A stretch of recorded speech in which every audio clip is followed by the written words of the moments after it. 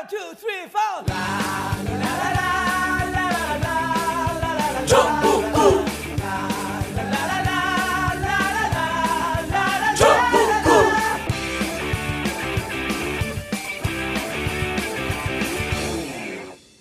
단 하나의 정통 정치 팟캐스트 정봉재 전국구 시작했습니다. 자, 오늘 함께 하실 분 포터블 포털. 안녕하세요, 최강욱입니다. 예, 뭐 하잖아요, 행사. 예, 뭐 검찰 알바 공개 방송을 한다고 지금 언제? 했는데 갑자기 날짜를 잡는 바람에 예. 17일? 예, 목요일 17일 7시에 공덕역 근처에서 하는데요. 장소 얘기해서 사람들 오라고. 나는 못 가지만. 공덕역 지하 통로로 연결된 알파문구 건물이 있답니다. 마포구 공덕역. 공덕역. 예. 예. 뭐 저희가 300분 한정으로만 모시기로 해서 예.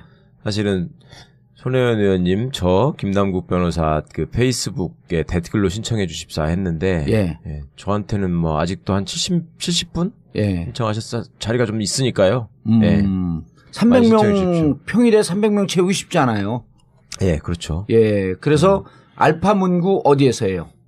그러니까 그 지하 강당이 있어요. 알파문구에 지하에 아주 좋은 강당이 있대요. 근데 그런 거 빨리 평일날이니까 채우려고 우리 봉도사님 같은 스타를 모시려고 했는데 예. 워낙 연예인이라서 뭐 다른 그날 저는 외부자들 녹화. 네. 예. 국회의원들 몇 명 연락해봤더니 뭐 다들 뭐 외국 출장에 지방 출장에 다들 바쁘시더라고. 민주당 의원들 몇 명이죠? 120 몇 명이죠? 민주당 네, 의원들이. 네. 그 120 몇 명 와봐야 소용없어. 저 혼자 가면 끝이에요. 근데 제가 못 가지 뭐. 그래서 알파문구에서 17일 목요일 예. 오후 7시에 예. 최강욱, 손혜원, 김남국 예. 검찰 알아야 바꾼다. 예. 책이 나온 거예요? 아니요. 이제 그동안에 그 페이스북 라이브로 했던 거 10번 예. 하기로 했는데 지금 예. 9번이 나갔거든요. 아, 이게 마지막 마지막으로? 10번째를 예. 알겠습니다. 공개 방송 많이 참여해 주시기 바라겠습니다. 자, 그리고 김준영 한동대 교수님 자리하셨습니다. 네, 안녕하십니까. 예, 오랜만입니다. 대한민국 외교 안보를 움직이는 실세. 모든 자문위원은 다 들어가 있는. 네, 또 그 사이에 늘었습니다. 여섯 개. 와. 다 소개해봐. 다 해봐, 다. 아, 미치겠네. 그러니까 저 배틀 하시죠. 저도 그 맘만 잡거든요. 국방부 정책 자문위원. 그다음에 통일부 정책자문, 예. 안보실 정책자문, 외교부 혁신위원회, 예. 그다음에 민주평통 상임위원, 상임위원. 그다음에 남북접촉교류위원회, 남북교류위원회. 와. 6개입니다. 6개. 돈은 나오는 거예요? 돈 나오는 자리 있어요? 없어요? 아, 이게? 저기 무슨 그냥 상임위원. 회의 갈 때 거마비 좀 받습니다. 아. 상임위원인데도 그러세요? 저 뭐야? 상임위원은 나오고. 300명입니다. 근데 아니, 이게 그 전문위원, 자문위원도 부익부 빈익비냐. 맞아. 하나도 없는 진유관 교수. 아, 뭐 있어요, 저도? 뭐 있을 겁니다, 아마. 네. 인제대 진유관 교수님 네, 자리하셨습니다. 안녕하십니까. 인제대 진희관입니다. 오늘 김준영 교수님 뵙고도 매우 든든합니다만, 오랜만에 최학 변호사님 뵈니까 예. 오늘 아주 얘기가 재밌게 가지 않을까 싶고. 여기 뭐 또 경찰 뭐 아까 여기도 오기 전에 뭐 해. 페이스북을 보니까 그 공개 방송하신다고 예. 62번째부터 신청해달라고 페이스북에 올리셨더라고요. 그래서 왜 아유, 62번째야? 자리가 한 40여 개 남아 있답니다. 그래서 62번부터 며칠 전에 이제 한번 신청해달라고. 올렸는데 예. 거기에 한 62분 신청하셨고 그럼 밑으로 내려가 버리잖아요. 예. 그래서 하나 올려서 이제 위쪽에다가 또 했는데 이제 62번부터 하실 수 있습니다. 그 신청한 분들 몇 프로가 올 것 같아요? 질문. 글쎄, 반이라도 오시면 성공이죠 뭐. 신청한 분들 60%는 와요. 진짜? 예, 60% 와요. 100명 신청하면 있어요. 제가 영화를 단축하려면 쏘잖아요. 이번에 이제 네. 공범자들 예. 그거 이제 기각도 되고 그랬으니까 방영 금지 가처분 신청 기각되고 그랬으니까 이제 그 17일 날 개봉하면 최승원 PD가 이제 또 한번 나올 거예요, 이게. 그렇죠. 해갖고 이제 공동 관람하는데 그거는 10,000원씩 티켓을 줘도 한 70%? 30%는 안 와요. 그건 이제 옛날엔 국정원이 자기들 신청해놓고 자리를 못 오게 하려고. 못 오게 하려고. 근데 국정원이 이제 그 짓 안 하니까 한 85%, 90% 가겠지. 이렇게 페이스북으로 신청은 60% 넘게 와요. 예. 예. 나중에 확인 좀 해주세요. 예측이 알겠습니다. 맞는지. 자, 방송 들어가기 전에 와이드몰. 여러분의 성원에 힘입어 날로 풍성해지고 있는 인터넷 쇼핑몰이 전국구 와이드몰 소식입니다. 이거 써준 거예요. 참, 써도 좀 재밌게 써라. 와이드, WIDE 9 와이드9.net, 와이드9.net. 정말 좋은 물건들이 들어와서 잘 팔리고 있습니다. 쇼핑이 후원이다. 자, 그런데 두 가지 더 소개해달라고요. 23일간 사용한 뒤에도 만족하지 못하면 100% 환불해드리는 이런 정책을 피고 있음에도 불구하고 환불 걱정커녕 쏟아지는 주문을 걱정해야 하는 샴푸가 있습니다. 이런 거 하면 좀 샘플을 주고 써보라 그래야지. 바로 빅그린 샴푸. 빅그린 샴푸가 더욱 업그레이드 된 빅그린 투쓰리 데일리 스칼프 샴푸. 아이씨. 빅그린 찾으면 돼요. 자, 와이드몰에서만 압도적 최저가로 구입이 가능합니다. 그리고, 이거 좋은 거 나왔네. 이거 안 읽어보셨죠? 하나를 사면 하나가 기부되는 착한 비타민. 나만 건강해지는 게 아니라 이웃도 함께 건강해지는 좋은 비타민이 와이드몰에 들어왔습니다. 이웃과 함께 나눠야 합니다. 그러니까 값싼 중국산을 사용하지 않고 검증된 영국산 안전한 재료로 채운 비타민 엔젤스의 나눔 비타민과 나눔 루테인 그리고 나눔 유산균 이 모든 것을 와이드몰에서 역시 최저가로 만나보세요. 이건 아이디어 잘 썼다. 하나 사면 뭐 그런 거 있잖아요. 뭐 하나 살 때마다 그 저소득계층에게 운동화 주는 거. 뭐 하나 사면 저소득계층에게 생리대 지급하는 거. 이런 거 좋은데. 예, 와이드몰에서 만나보시기 바라겠습니다. 그리고 다음 주부터는 저희가 이제 그 동영상으로 나갑니다. 진짜로. 예, 동영상으로 나가서 녹화는 월요일 날 하고 업데이트가 아마 목요일쯤 될 겁니다. 그래서 화요일, 수요일 업데이트 되는 게 조금 늦어졌습니다. 목요일, 금요일로 업데이트 예정이니까요. 다음 주 되시면 왜 이렇게 업데이트가 안 되냐 항의하지 마시고 기다려 주시기 바라겠습니다. 동영상 제작팀은 대한민국 공중파 종편 방송을 통해서 최고의 전문가들. 이번엔 녹화할 때 한번 왔어야 되는데 최 변호사. 그러면 오디오하고 비디오가 다 같이 업데이트 되는 거죠. 그래 좋겠네요. 아니 근데 샘플은 우리 와이드9.net, 와이드9.net에 올라와 있으니까 한번 보시면 정말 잘 만들었어요. 샘플. 최고의 전문가들이야. 예. 전국구 동영상판 다음 주부터 기대해 주시기 바라겠습니다. 업데이트는 하루 이틀 좀 늦어진다는 사실 양해해 주시고요. 자연을 담은 건강 에너지 금산 인삼 도매센터. 인삼 재배부터 홍삼 제조까지 국내산 100%로 하나부터 10까지 정성을 다해 만듭니다. 저희 금산 인삼 도매센터에서는 4, 5년근 이상 100% 국내산 수삼, 국내산 농산물만을 보내드립니다. 복잡한 유통마진 구조를 혁신해 거품을 싹 빼고 끊임없는 품질 연구를 통해 고품질, 저가격 제품으로 오직 100% 홍삼 추출액만을 사용했습니다. 자연을 담은 건강에너지 금산 인삼 도매센터. 대표전화 1688-9224, 1688-9224. 네이버 검색창에서 금산 인삼 도매센터를 검색해주세요. 금산 인삼 도매센터.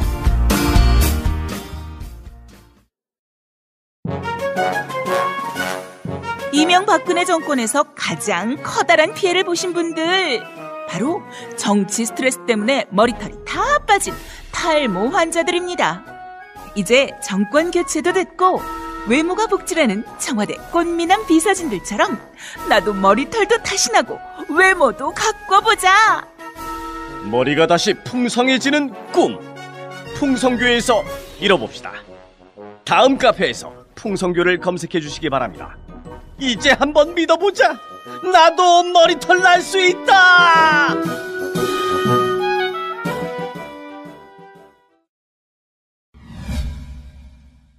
자, 김주영 교수님. 네. 전쟁 나요, 안 나요? 그렇게 물어봤었잖아요. 제가 두 달 전에. 예, 안 나요. 그때도 안 난다. 지금도 예. 안 난다. 변함없습니다. 예, 며칠 동안 전쟁 날 것 같은 두려움에 달러 사재기하고 금 사재기 했던 분들께 한마디 해주시죠. 좀 이번에 특별하다고 생각했던 것 같아요. 왜냐하면 그 사재기 한다는 게 상당히 사라졌거든요. 왜냐하면 우리가 이미 3월 위기도 겪었고 매년 겪잖아요. 2013년 봄부터 아마 계속 반복적으로 특히 겪고 있는데 국민들이 생각보다는 그 부분에 안 흔들리고 일상생활을 잘하는 것은 뭐 보수 쪽에서는 그게 안보 불감증이라고 얘기하겠지만 사실 성숙한 거라고 볼 수도 있거든요. 예. 국방을 잘 대비하면서 그러나 우리가 사는 삶을 계속 사는 건 중요한데 이번엔 확실히 사람들이 좀 특별했다고 생각하는 것 같아요. 우리 집사람도 집에 들어갈 때마다 정말 전쟁 안 나냐고. 네네. 그게 아마 결국 말폭탄이고 북한을 두려워했다기보다는 미국이 무슨 짓을 할 수도 있겠구나 생각했던 것이 가장 그게 더 두려웠어요. 이번에 네. 트럼프 때문에 더 두려운 거지. 우리가 종북 좌빨 아니더라도 김정은은 계속 하던 짓거리 그대로 하는 그렇죠. 거 아니에요. 바로 그겁니다. 네. 그 그러니까 차이를 본 것 같아요. 그 비정상의 일관성이 있어요, 김정은은. 네네. 네네. 근데 비정상의 일관성도 없는 거야, 트럼프는. 그렇죠. 거기다가 뭐 그뿐만 아니라 트럼프 자체도 그 아주 심각한 말을 했지만 또 원래 지금 미국에 그 이끌고 나가는 게 군부지 않습니까? 예. 사실 매티스나 맥메스터 같은 사람들은 트럼프와 비교하면 전략가들은 무식하지는 않거든요. 다시 말해서 그 사람들이 전쟁을 생각하기보다는 근데 그 군사적인 이미지, 군인의 이미지와 트럼프의 비가역성, 비가역성이 아니죠. 불예측성 때문에 합쳐지면서 정말 할 수도 있겠구나 생각했던 것 같습니다.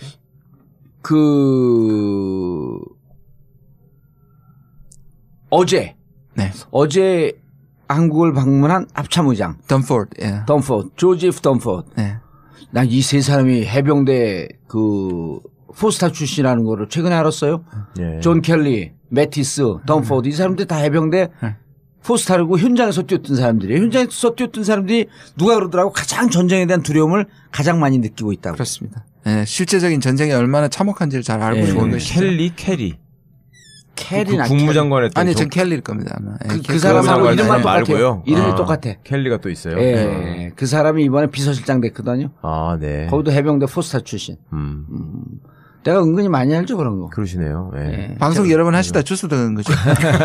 주소 들으면 우리 또 그 주소 들게 이게 끝이 어디가 끝까지 쫓아가보지. 그건 아세요? 우리나라는 육해공군 있으면 육군이 너무 세잖아요. 예. 미국은 어디가 제일 센지. 미군요? 해군이 제일 세죠. 와. 해군 해병대가 제일 세죠. 뻔한 걸 왜 물어봐요? 아니, 육군이 제일 셌으면 물어봤겠어. 우리나라는 제가 확실히 어디 대중강연 같은 데 가면 군부독재가 너무 길었다는 걸 느끼는 게 첫 번째는 제일 충격받는 게 군인 중에 제일 높은 사람이 누굽니까? 그럼 국방부 장관이라고 하시는 분들이 진짜 많고요. 국방부 장관도 군인이라고 생각해. 근데 그거는 헌법 위반이잖아요. 군인을 국방부 장관 시키면. 그래요? 현역은 안 되죠. 오. 헌법 위반이에요, 그거는. 그런데 너무나 당연하게 국방부 장관은 군인이라고 생각하는 경우가 많고. 그러면 그 다음 질문에 제가 그럼 국방부 장관은 계급이 뭐예요? 그럼 거기서부터 이제 약간 막히기 시작하는데. 포스타 아니에요? 아니죠. 맞아. 합참의장이 포스타니까 좀 더 높아야 되는. 군인이나 계급이 있는 거지. 장관은 계급이 없는 거죠. 그냥 장관이지. 그거를 오래돼도 지금 인식이 안 깨지니까 그걸 깨는 방법이 하나 있어요. 민간인을 국방부 장관을 시키는 거야. 그렇죠. 그래야 근데 되는데. 대부분 군발이 이래. 별 출신들을 시키니까 그냥 군인인 줄 알아요. 최강욱이 이번에 국방부 장관을 한번 하는 거야. 그래갖고 민간인이 국방부 장관이다. 아니, 이승만 때도 민간인을 국방부 장관을 시켰는데 이게 뭔 짓이냐고. 그리고 또 하나가 당연히 어느 나라든지 육군이 제일 중심이고 육군이 잘 세다고 생각해. 예. 근데 강대국일수록 해군이 세잖아요, 원래. 그렇죠. 예. 원래 그런 거예요? 원래 그렇죠. 아니 생각해 보십시오. 이걸 나가려면 프로젝션 케이퍼빌리티라 그래요. 이게 투사 능력이라 그래요. 그러니까 강국들은 내부의 디펜스보다는 멀리 작전을 해야 되기 때문에 그렇죠. 그런 투사 능력이 좋아야 되기 때문에 육군이 약하죠. 예. 그리고 뭐 이라크전에서도 우리가 볼 수 있지만 현대전은 공군 공격 이후에 또 해군에서의 미사일 공격 이후에 그다음에 이제 해병이 들어가고 마지막에 육군은 전후 처리 과정에서 들어가서 이제 시가전을 좀 벌이는 이런 정도거든요. 그래서 이라크 전쟁 기간 중에 보면은 육군은 마지막 일주일 정도. 그렇죠. 나머진 공군과 해군이 그 전주를 하거든요. 일단 다 때려놓고 그다음에 가가지고 이제 이렇게 정리만 하고 다니는 게 육군인데 그리고 깃발 하나 뺏어오고. 그러니까 이제 육군전 중심의 전쟁은 2차 세계대전 이후에 없어졌다 이렇게 봐야지 될 정도로. 근데 이제 우리는 다 육군을 갔다 오니까 육군이 제일 센 줄 아는 거지. 아직도 6.25 아니 그리고 육사 나온 놈들이 쿠데타를 대대로 하니까 육군을 계속 그렇게 키워놓고 줄이질 않으니까 이렇게 된 거예요 지금. 또 하나 원인은요. 해군력하고 공군력을 미국에 지나치게 의존하고 있기 때문입니다. 그러니까 우리가 그쪽이 잘하지 않는 거죠. 발전하지 않는 거죠. 알겠습니다. 차근히 한번 짚어보시죠. 자, 화성 14호 7월 28일 1차 발사, 7월 4일 날 1차 발사. 1차 발사할 때 고각 발사해갖고 2,700km까지 올라갔고 2차 발사 때 약 3,824? 27? 아, 헷갈려. 숫자를 이렇게 와. 3,724.9km. 3,724.9. 사람들 참 쓸데없는 거 외우시네. 예.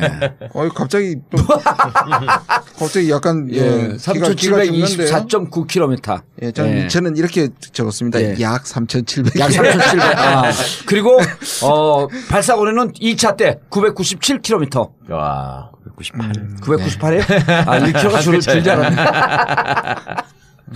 2km 부족한 1,000km. 자, 이때부터 이제 본격적으로 상황이 전개가 됐는데 네네. 너무 많은 일들이 전개가 되니까 국민들이 또 다 기억을 못 해요. 네. 7월 28일서부터. 예, 7월 28일 쐈고요. 그다음 7월 29일 우리가 NSC 소집했고요. 거기서 이제 11개의 조치를 내세웠죠. 뭐 무력 시위하는 것부터 뭐 제재 10가지가 강경책이었고 한 가지 마지막에 붙였습니다. 그 베를린 구상은 아직 살아남아 있다. 신베를린 구상은 살아있다. 네, 그렇게 얘기했고요. 그다음에 이제 8월 7일 날 한미 정상이 이제 전화 통화를 했죠. 거기서 우리가 다 알다시피 우리가 생각했던 것보다는 훨씬 문재인 대통령이 강경하게 그랬어요? 지금은 이제 그 대화가 아니라 압박과 제재를 할 것이라고 미리 얘기를 했고요. 또 하나는 우리가 미국을 제치고 대화로 나간다는 건 그 대화는 비핵화를 위한 대화가 아니라 도발을 방지하는 그 만약의 충돌을 우발적인 충돌을 방지하는 그다음 그 정도의 대화를 얘기하고 있다. 그다음에 이제 인도적인 뭐 이렇게 얘기를 했고요. 그런데 이제 오늘 참 문정인 교수가 그 전화에서 뭐 이 얘기를 좀 미국이 좀 톤다운 했으면 좋겠다고 얘기를 했는데 거기 8월 7일이거든요. 네. 한미 정상회담이 뭐 50 몇 분간 전화를 했는데요. 그다음에 8월 8일 날 그다음 날에 바로 트럼프가 우리가 잘 아는 Fire and Fury 그래가지고 8월 8일이에요? 8월 8일입니다. 그러니까 이게 묘하게 한국이 요청을 했다면 그 부분은 뭐 청와대에서는 부인을 했습니다. 근데 그 얘기를 했다면 미국이 무시한 게 되는 거죠. 왜냐하면 그렇게 톤다운 했는데 더 큰 얘기를 해버렸으니까. 그게 이제 8월 8일 날 얘기한 거고요.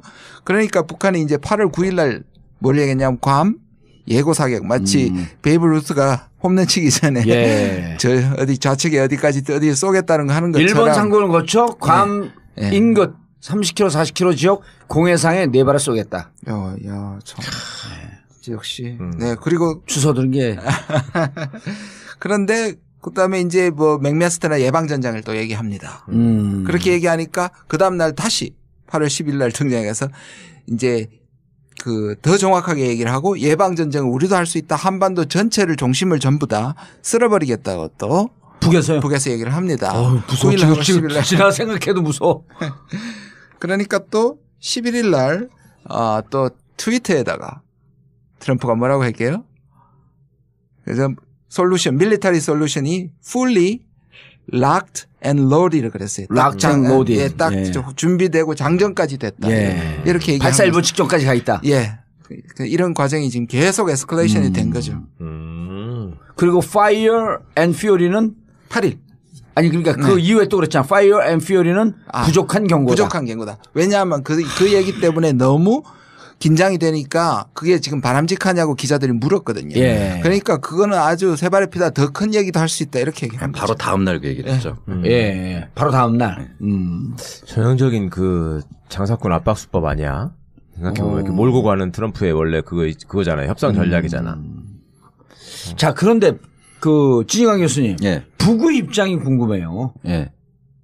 지금 이제 우리 미국 입장 중심으로 소개가 되고 북한도 일부 소개가 됐지만 실질적으로 북한 정부의 주장, 북한의 주장이 어떻게 나오고 있어요? 김준일 교수님께서 워낙 설명을 잘 해주셨는데요. 최근에 노동신문을 보는 종복 교수로서. 전 종복은 아니고요. 이제 정복 교수지. 북한 자료를 쫓아서 연구하는. 그 종자라고 할 수 있는지. 죄송합니다. 그 최근에는 이제 북한이 사실은 트럼프 행정부의 감정을 건드린 건 사실이죠. 왜냐하면 헤드발을 하는데 자꾸 하니까 그동안 여러 가지 미사일 실험도 사실 성가신데 예컨대 작년에도 6월달에 화성 10호를 발사했을 때 이게 그 사거리가 상당히 나가는 1,500km 이상 나가는 그래서 주일 미군을 타격할 수 있는 그런 그 어떤 위험성을 이미 보여줬는데요. 올해 5월 14일 화성 12형 예. 하고 그다음에 7월 달에 화성 14형 두 번의 발사는 예. 괌을 넘어서 하와이, 알래스카까지 그다음에 화성 14형은 이미 미국 본토까지도 가능한 사거리를 보여줘 버렸잖아요. 그렇죠. 그러면서도 뭐라 그러냐면 7월 4일 날 독립기념일 날 선물 보따리라고 김정은이가 얘기를 했단 말이에요. 그러니까 이게 화성 14호 첫 1차 발표할 때. 1차 시험할 때 그걸 선물 보따리라고 했고 7월 28일 날 실험은 뭐라 그랬냐면은 미국이 자꾸 헛소리 하니까 그래서 다시 한번 쐈다 이 얘기를 했거든요. 계속 열받게 만든 거죠, 사실. 그 북한도. 근데 과거에 북한이 그랬을 때 미국의 반응은 거기에 별로 이렇게 그 응대를 하지 않았었어요. 그렇죠. 근데 이제 트럼프는 바로 거기에 직접적으로 응대하고 에스컬레이터에 같이 편승하는 이런 결과를 보여줬는데 어쨌든 지금 북한은 2013년에 김정은 정권이 출범 직후에 열린 당 회의에서 결정한 병진 노선, 경제 건설 및 핵무력 건설 병진 노선, 이걸 지금까지 일관되게 추진해 오고 있고 핵과 미사일의 완성 단계를 가기 위해서 계속적으로 지금 가속화시켜 나가고 있는 상황입니다. 그 상황에서 늘 하던 그런 패턴에 좀 달라진 게 있다면 미국 본토를 겨냥할 수 있는 미사일이 생겼다는 것. 그렇기 때문에 아마 트럼프 행정부에서도 가만히 있지 못했던 거 아닌가 그렇게 보여집니다.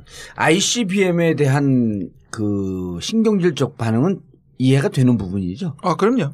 저렇게 뭐 개발 자체도 뭐 과거의 냉전 기간 동안에 소련 정도 그다음에 이제 중국 정도인데 지금 미국에 대고 일단 월요일 날 뭐 아직 재진입 그때 이제 그 일본에서 찍은 영상이 왜 대기권에 들어오면서 이렇게 파편이 났다는 그래서 이게 재진입에 실패했을 수도 있다는 게 나왔는데요. 그걸 면밀하게 정밀하게 분석한 결과 한미일이 동시에 이것은 ICBM 재진입 기술은 아직 못 갔다 실패했다 이렇게 얘기를 하고 있습니다. 그 바다에 떨어지기 전에 완전히 타갖고 소멸됐던 거죠. 그렇죠.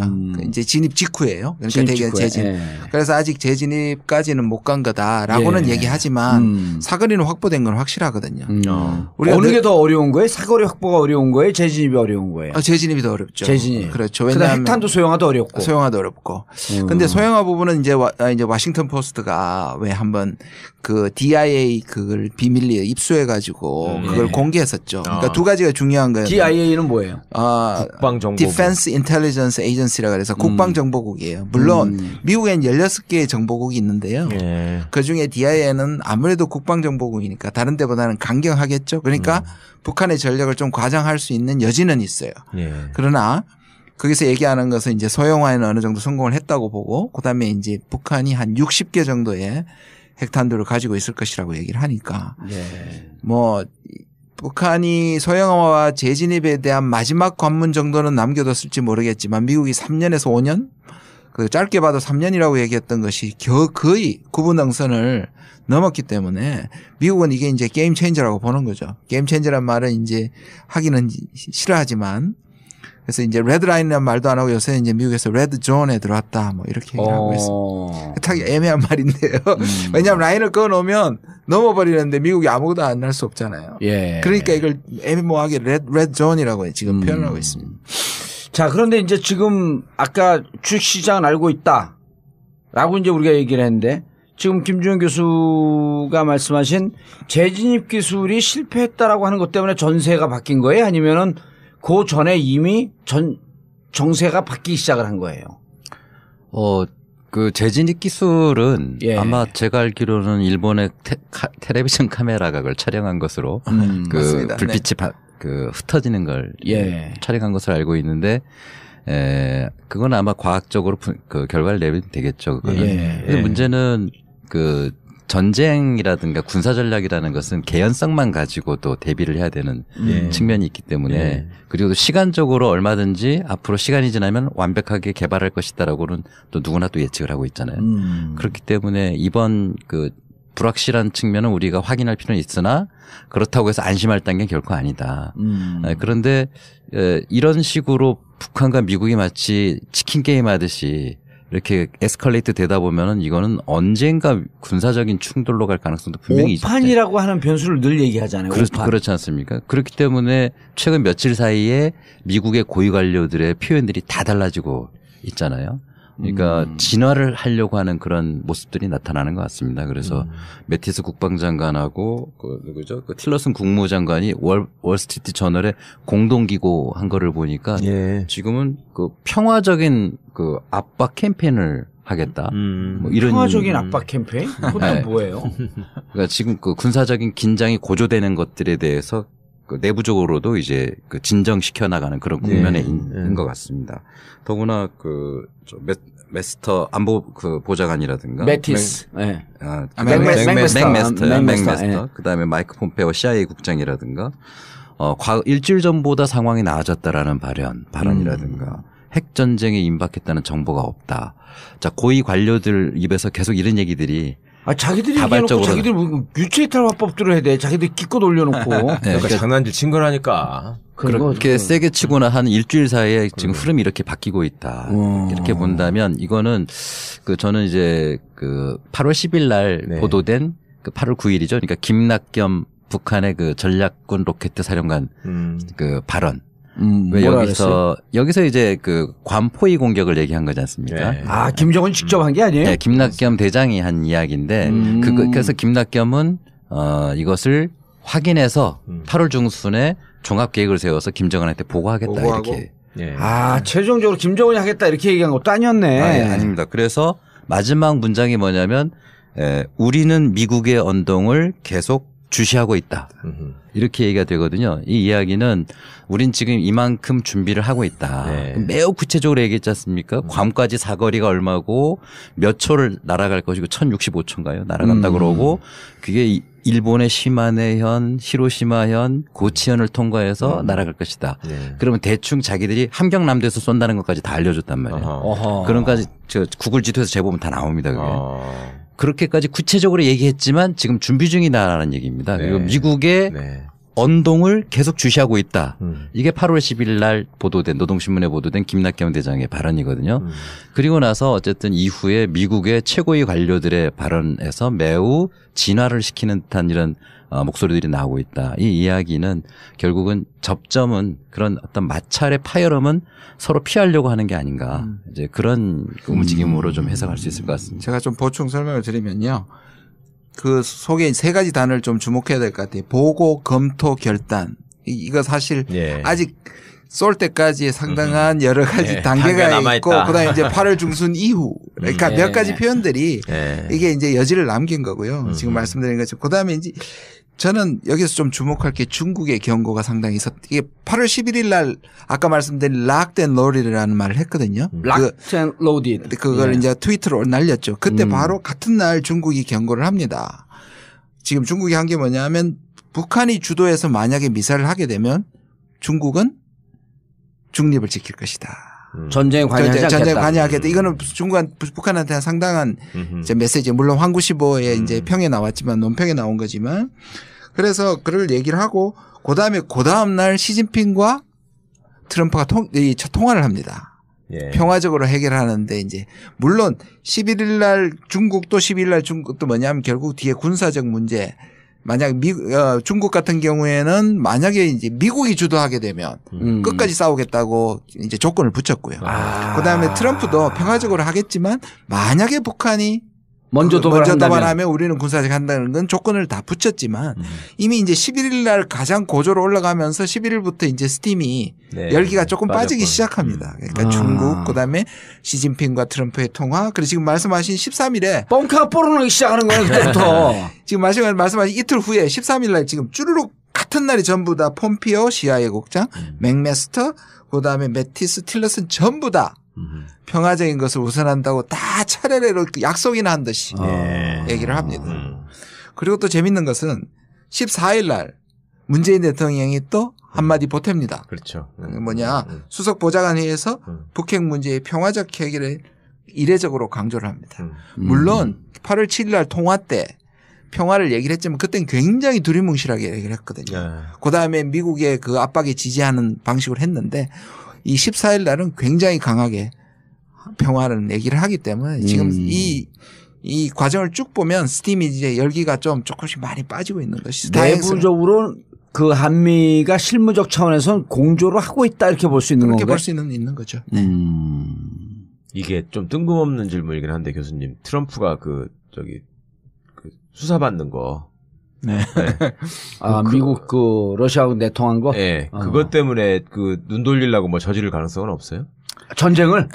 아니, 무서운 얘기를 하고 있어. 그렇게 아니, 그놈들은 원래 그렇게 하잖아. 그런데요, 이제 그럴 수도 있죠. 네. 그래서 이제 일단 뭐 나올 때마다 이렇게 매티스나 맥메스터 하는 얘기가 있습니다. 네. 왜냐하면 반대하는 소리를 하기 전에 꼭 앞에 붙이는 게 뭐냐 하면 대통령의 권력이다, 권한이다.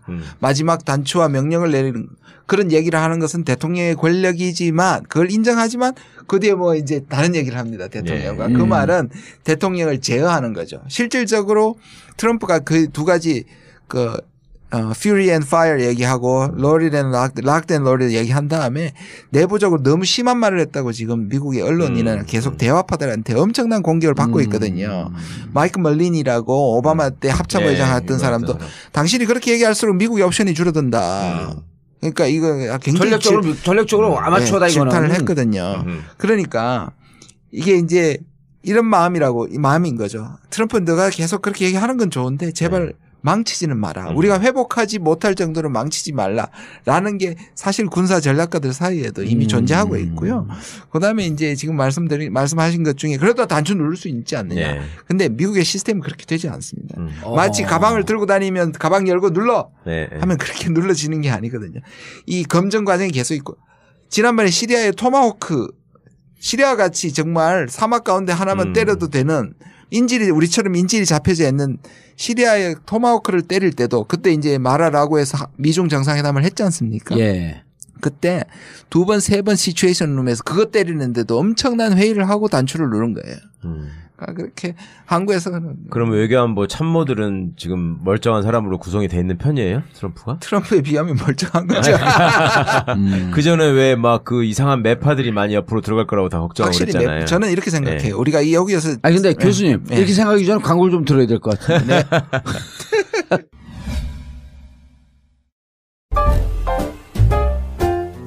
결혼. 아직도 인생에 딱 한 번이라면서 쓸데없이 사치스러운 결혼을 준비하시나요? 결혼식, 거품을 걷어버리세요. 청담동 벙커에서 이루어지는 반값 하우스 웨딩. 아름답고 우아한 추억과 품격은 유지하면서 만족감은 2배로 올렸습니다. 최고급 수준의 결혼에 반값 결혼식. 이미 벙커에서 결혼식을 한 커플들과 가족, 주위 친구, 친지들의 만족감이 최고 수준입니다. 세련된 청담동의 실속만점 결혼식. 새 인생을 폼나게 시작할 것을 추천합니다. 벙커 하우스 웨딩. 문의 02542-7764 02542-7764 책임지겠습니다.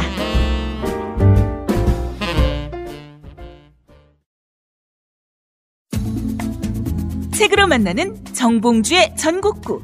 끝까지 물어주마. 지금 인터넷 서점에서 주문하세요. 정권 교체하고 오래오래 행복하게 살려면 건강도 지켜야죠. 봉도사의 몸짱 프로젝트 제1탄 골방 몸짱, 제2탄 나만 따라해. 여러분의 일상을 행복하게 만들어드립니다. 책으로 만나는 전국구. 끝까지 물어주마. 몸짱 프로젝트 골방 몸짱 그리고 나만 따라해. 인터넷 서점에서 구입하세요.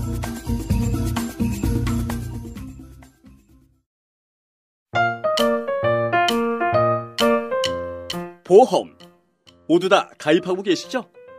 그런데 잘 계산해 보셨나요? 아마 그렇지 않았을 겁니다. 하지만 따져보세요. 조금만 따져보면 훨씬 큰 도움이 됩니다. 정봉주의 전국구가 신뢰하는 마이보험 체크. 이미 가입한 보험이나 신규 보험도 가장 좋은 조건을 체크해서 찾아드립니다. 인터넷에서 마이보험 체크를 검색하세요. 전화 문의는 1800-7917 1800-7917 마이보험 체크. 간단하지만 재테크의 첫걸음입니다.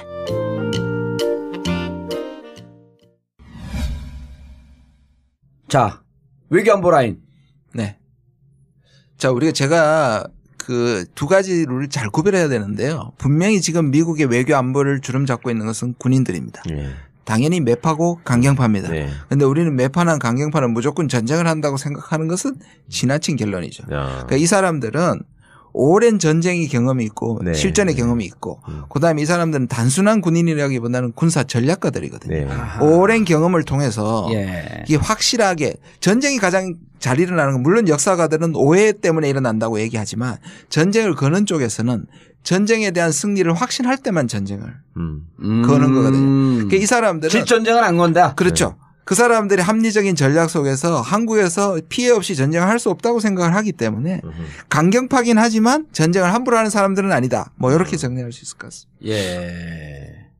그러면 앞으로 왜 그렇게 에스컬레이팅을 시켰어요? 근데 도대체 무슨 이유로? 제가 또 얘기해요. 뭐 기분 나빴겠죠. 단순히 기분 나빠서?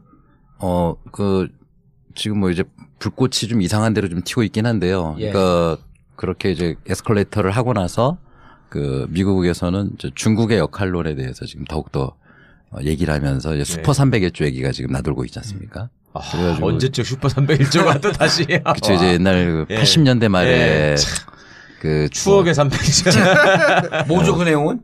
그 관세 보복 아니에요? 관세법의 300조에 해당되는 몇 가지 항을 좀 더 강화시켜 가지고 미국에 손해를 끼치는 나라와 달리 협상을 하는 겁니다. 그래서 손해를 끼치지 못하도록 하는. 중국을 압박하겠다는 거예요? 중국을 경제적으로 이제 압박하겠다는 내용인데 며칠 전에 시진핑하고 트럼프가 통화를 했죠. 예. 통화를 했고 북한 핵 문제 가지고 일단 통화를 했는데 내용은 이제 미국 발표는 시진핑이 충분히 동의했고 북한을 좀 더 압박하는데 인식을 같이 했다 이런 입장이었고 중국에서 보도된 내용은 북한에 대해서 너무 압박만 하지 말고 대화로 나가야 된다 이런 이야기를 했다. 이제 그렇게 서로 좀 다른 각도에서 보도가 됐는데 그런데 미국은 일단 북한을 좀 더 압박하는데 중국이 나서달라라는 입장인데 중국의 어떤 전문가들의 입장은 거기에 대해서 상당히 좀 반발이 좀 많이 나오는 것 같습니다. 왜냐하면 이미 유엔 결의안에서 북한을 압박하는 내용이 결정된 지 지금 뭐 열흘이 겨우 지났는데 8월 5일 날 결의안 2372호가 나왔지 않습니까? 2371. 네. 나왔는데 이제 뭘 또 갑자기 중국 보고 더 압박을 하라느냐. 여기에 대해서는 좀 반발을 하고 있긴 한데 지금 또 같은 시기에 마치 그것과 맞물린 것처럼 중국에 대한 그 경제 보복을 한다라는 슈퍼 301조 이야기들이 지금 나오고 있거든요. 여기 북고풍이나 완전히. 그래서 이거 마치 어떤 저거를 핑계로 이것을 해결하려고 하는 것이 아니냐라는 좀 오해를 좀 낳고 있는. 그러니까 그건 전사구수법 아니에요, 그게. 여기서 우리가 두 가지를 더 생각해야 되는데 지금 생각하면 트럼프가 들어올 때 트럼프의 그 캐치프레이즈가 바로 미국을 다시 강하게 하는 거 아니었습니까? 그리고 우리는 일부에서 고립주의라고 얘기했지만 절대 우리가 말하는 그 고립주의는 아니죠. 그 고립주의는 유엔이나 TPP나 또는 기후협력으로부터 우리가 그런 책임을 하지 않겠다는 고립주의지. 굉장히 중상주의적인 거잖아요. 미국의 힘을 이용해서 미국의 이익을 통상이익을 받겠다. 지금 슈퍼 301처럼요. 또 하나가 뭐냐면 압도적인 군사력을 통해 가지고 상대를 제압해버리겠다거든요. 그런데 지금 북한이 저걸 쏜다고 하니까 트럼프가 내세웠던 이 트레이드 마크인 미국의 압도적인 힘이 도전을 받으니까 이 부분에 대해서 미국이 가만히 있을 수는 없는 거죠. 뭐든 하여튼 세게 대응을 안 하더라도 센 척은 하여튼 한없이 해야 된다는 말씀이잖아요. 그렇죠. 또 제가 말해놓은 게 있으니까. 최 변호사님 얘기하신 것처럼 결국 자기가 늘 얘기하는 게 뭐냐면 내가 뭘 할지 모르게 한다는 거잖아요. 그러니까 자기는 그게 자기의 전략이고 그 자기의 일관성이라는 거 아니에요. 그렇죠. 트럼프는. 그렇죠. 근데 이게 이제 주변 동맹국한테는 미치는 일이죠. 도대체 미국의 의도가 뭔지를 알려주지 않는 거니까. 자기도 모르는 거 아니에요? 던지면서 막 달려보는 거 아니에요? 주사파 아니에요? 저는 달리면서 쓴다는. 정말 그런 것 같아요. 왜냐하면 우리가 너무 트럼프는 아무 생각 없이 하는데 우리가 너무 많이 해석을 하는 것 같아요. 해석을 해주는 것 같아요. 그러면 괜히 유명한 사람 이렇게 머리 한번 슬쩍 만지면 저 머리를 왜 만졌을까 하면서 막 해석들을 붙이잖아요. 그러니까 재밌으니까 자꾸 만지는 거야 머리를. 그런 측면도 있을 수 있어요. 마치 산탄총을 난사해서 아무거나 하나 잡히면 저게 내 목표였다라고 얘기하려는 거 아닌가. 그런 생각이 들 정도입니다. 그러면 없는데 이제 막 그러고 자기는 이런 엄청난 전략가인 것처럼. 그리고 뭐 중국에 대해서는 대통령 선거 이전부터 그쪽 이제 경제 전문가들 역시도 이제 중국과의 무역 역조에 대해서 상당히 비판적인 사람들이 많았지 않습니까? 지금 경제수석도 그렇고. 예. 그래서 어떤 그런 액션을 취해야 되는데 지금이 그 타이밍으로 보는 거 아닌가 이제 그런 생각이 들고요. 북한이 어떤 그 원인을 제공한 것처럼. 네. 김 교수님, 네. 문제는 뭐냐면 이게 너무나 이해가 잘 안 되는 게 네. ICBM 쏘니까 기분 나빴다. 그래서 서로 치킨 게임 하듯이 평행선으로 달렸다. 네. 이렇게 이해하기는 너무나 양측에 미국도 미국으로서의 목적이 있었을 거고 네. 북한도 북한으로서의 목적이 있었을 거 아니에요. 네. 그리고 목적이 충돌하는 와중에 전 세계인들 특히 한민족은 덜덜덜 떨고 있었던 거고 네, 그 네. 목적이 도대체 뭐냐는 거예요. 뭐 좀 더 심각하게 이제 분석을 하면 예, 그 북한- 분석을 해줘야지. 예. 지금 갖고 야 기분 나빠갖고 서로 싸우다가 이거 얼마나 허탈하냐고 우리는. 뭐 그렇긴 한데요. 예. 그게 단순히 뭐 기분 문제가 아니라 김정은 정권은 뭐 안착을 하고 있다고 얘기하고 생각보다는 안정적인 정권을 가고 있지만 결국 핵의 모든 것을 걸고 있는 거고 그다음에 경제가 좋아진다고는 얘기하지만 올해 계속 갈 거는 아니지 않습니까? 예. 그러니까 이게 반짝 좋아지는 일종의 그건데 그러니까 이 김정은은 계속 이 무력에 대한 과시를 해야 되는 거죠. 그래서 김정일과 김정은의 차이가 뭐냐 이렇게 물었을 때 우리가 이제 지금 막 위기가 막 급해지니까 협상용이다. 대내 결속용이다. 그래서 아마 그렇게만 얘기하고 있어요. 있는데 그 점도 없지는 않다고 생각해요. 저는 전적으로 무시할 필요는 없는데 그럼에도 불구하고 김정은은 결국 자기가 절대 무기를 가지고 군림하는 과시욕이 굉장히 강하기 때문에 그런 부분에서 내가 미국하고 맞짱 뜰 수 있다고 얘기하는 그게 먹힐 거라고 생각하는 부분이 분명히 존재하는 것 같아요. 그래서 저는 여전히 괌까지는 아니더라도 또는 괌까지도 쏠 수 있는 가능성은 여전히 남아있다고 생각을 합니다. 예. 그렇게 되면 또 더 악화되는 거 아니에요? 악화되는 거죠. 근데 이제 이걸 요격한다고 얘기하지만 미국이 요격하기가 쉽지가 않고요. 그다음에 일본 상공을 지난다고 얘기하지만 일본이 지금 갖고 있는 무기로 그걸 요격하기가 좀 쉽지는 않아요. 1000km가 넘어가잖아요. 넘어가니까 상공 1000km. 그리고 또 일본 그 대기권 밖으로 나가는데 네. 일본 공해상이라고 얘기할 수도 없는 거 아니에요? 이제 일본이 할 수 있는 거는 혹시라도 실수하거나 오작동이 생겨서 일본이 떨어지는 걸 요격하겠다는 거고요. 그다음에 이제 일본 상공이라고 주장할 수 있어요? 그렇죠. 상공이라고. 영공은 일반적으로 여객기가 날아갈 수 있는 고도. 그러니까 대기권 안에 아니에요. 15km 정도입니다. 그렇죠. 네. 그 이상으로 날아가는 걸 영공으로 주장하기는 어렵습니다. 이거는 1000km 뭐 800km 이렇게 넘어가는 거 아니에요? 그러니까 대기권 뭐 밖으로 나가는 거니까. 20km만 넘어가도 네. 영공이라고 주장하는 게 어렵습니다. 그러니까 우주 개발을 마음대로 하는 거잖아요. 그 영공을 만약 안 하면 위성이나 그런 걸 못 띄우죠. 위성을 못 띄우잖아요. 그럼 영공 침범이 되니까. 일본 상공을 넘어가겠다라고 하지만 지리상인 개념이고 대기권 밖으로 나가니까 아무 의미가 없는 거예요. 일본에서 저항할 의미가 없는 거예요. 말한 것처럼 공해상에 떨어질 경우에 미국이 그거를 이제 할 거냐 안 할 거냐도 쉽지 않고요. 그걸 이제 물론 제가 보기에는 미국이 요격을 시도하겠지만 그 만약에 한 4개를 쐈을 때 그런 얘기가 나오잖아요. 요격 실패하면 무슨 4개를 다 막아야 미국이 이기는 거지. 한 개라도 실패하면 미국이 상당한 곤란해지기 때문에. 또 다 쐈는데 하나도 못 맞추면. 뭐 그건 물론 이제 미국이 이제 야단 나는 거니까 이게 쉽지 않다는 생각을 만약에 하게 되면 저는 뭐 쏠 수도 있다고 생각하고 제 생각에는 이 4개를 지금 딱 한 번 성공했는 걸 가지고 그리고 정상 각도를 한 번도 쏘지 않았거든요. 그걸 이렇게 정확하게 4대를 쏜다. 거기까지는 불가능할 것 같은데요. 비스무리한 걸로. 한 개는 쏘고 다른 거를 섞어서 쏠 수도 있거든요. 그러니까 제가 뭘 말씀드리고자 하는 거냐면 김정은의 특성상 그냥 안 지나갈 수는 또 있을 가능성이 있다는 거죠. 그래서 쏠 가능성이 높다. 그러니까 그게 그렇게 말한 정도로 4대로 미국의 영해 그 바로 바깥에 떨어지는 정도는 아닐지라도 가능성이 저는 안 쏠이라고 보는 쪽이 조금 무게를 두지만 그럼에도 불구하고 어떤 변형된 형태 또는 괌 쪽이 아니라 필리핀 상공으로 한다든지 변형된 형태로는 쏠 가능성이 좀 있다고 보여지는 거죠. 근데 미국의 전략 아니에요? 뭐 김정은이가 그거를 뭐 몇백 개를 만들어 놨겠어요. 일단 만들어 놓은 거 다 소개해서 없앨려는 전략 아니야?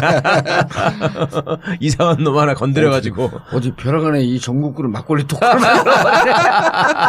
아니 걔가 몇 개가 있겠어. 그거 하나 만들면 비싼데. 많아요. 일단 그렇게 많이 만들도 시간이 있었어요. 언제? 콘돌리자 라이스는 이미 60개 정도 있는 것으로 인정을 하자라고 기고까지 했잖아요. 그거는 저거고요. 핵탄두고요. 핵탄두 있다고 인정을 하자. 발사체는 소련하고 그렇게 그 극한 냉전 시대도 우리가 인정하지 않았냐. 인정하면 그다음부터 얘기가 된다. 네. 근데 쏠 가능성이 있다. 진 교수님은 쏠 가능성이 있어요? 또 상황이 틀려지네. 그 문제가 굉장히 복잡해지죠.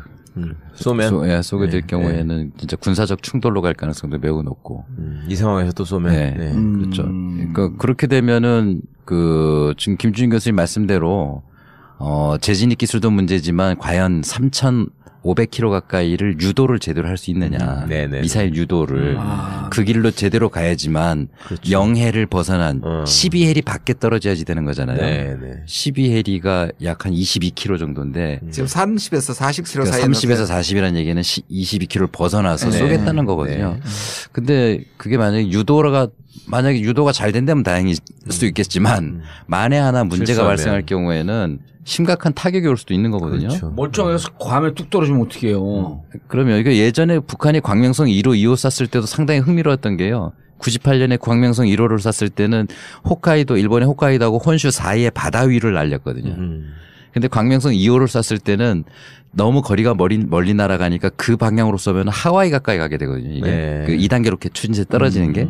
그래서 그냥 하와이 쪽으로 가는 것보다 일본 본토로 지나가는 게 낫겠다 싶어가지고 아키다현 아래쪽으로 바로 날려버렸어요. 일본이 되게 기분 나빠했죠. 그러나 뭐 자기네 영공은 아니잖아요. 하늘 위로 날아가니까. 그러니까 그 정도로 이게 정밀하게 유도가 안 됐을 경우를 대비하면서 장거리 로켓은 또 쏴야 되는 건데 괌에다가 그렇게 쏜다는 거는 만약의 경우였던 위험할 수도 있고요.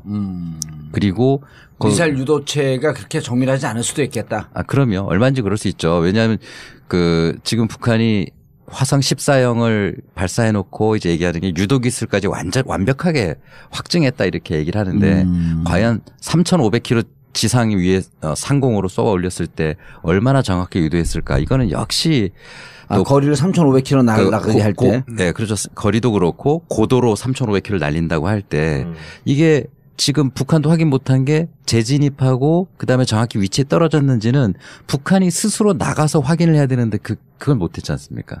이지삼이 나가서 확인한 것도 아니고 북한 영내에서만 그랬을 것으로 추정하는 것으로 그걸 나가서 확인해야 되는 거예요? 탄착 지점에 어떻게 떨어지는지는 그 해역에 바다에 이지삼이나 이런 배들이 나가서 떨어지는 걸 레이더로 잡고 영상으로 촬영하고 그런 검증 작업을 해야 되는 거거든요. 그러니까 일본 방송국에서 찍은 거죠. 자기들 가서 찍은 게 아니라. 아직 옥상에 있는 CCTV에서. 그래서 지금 매우 지금 불안정한 그런 상태다라고도 볼 수 있는데 그렇기 때문에 불안정하기 때문에 괌 해역으로 쏜다라고 하는 게 그러니까 대단히 정밀도가 떨어지면 안 쏜다고 했는데 쏴버릴 수도 있는 거기 때문에요.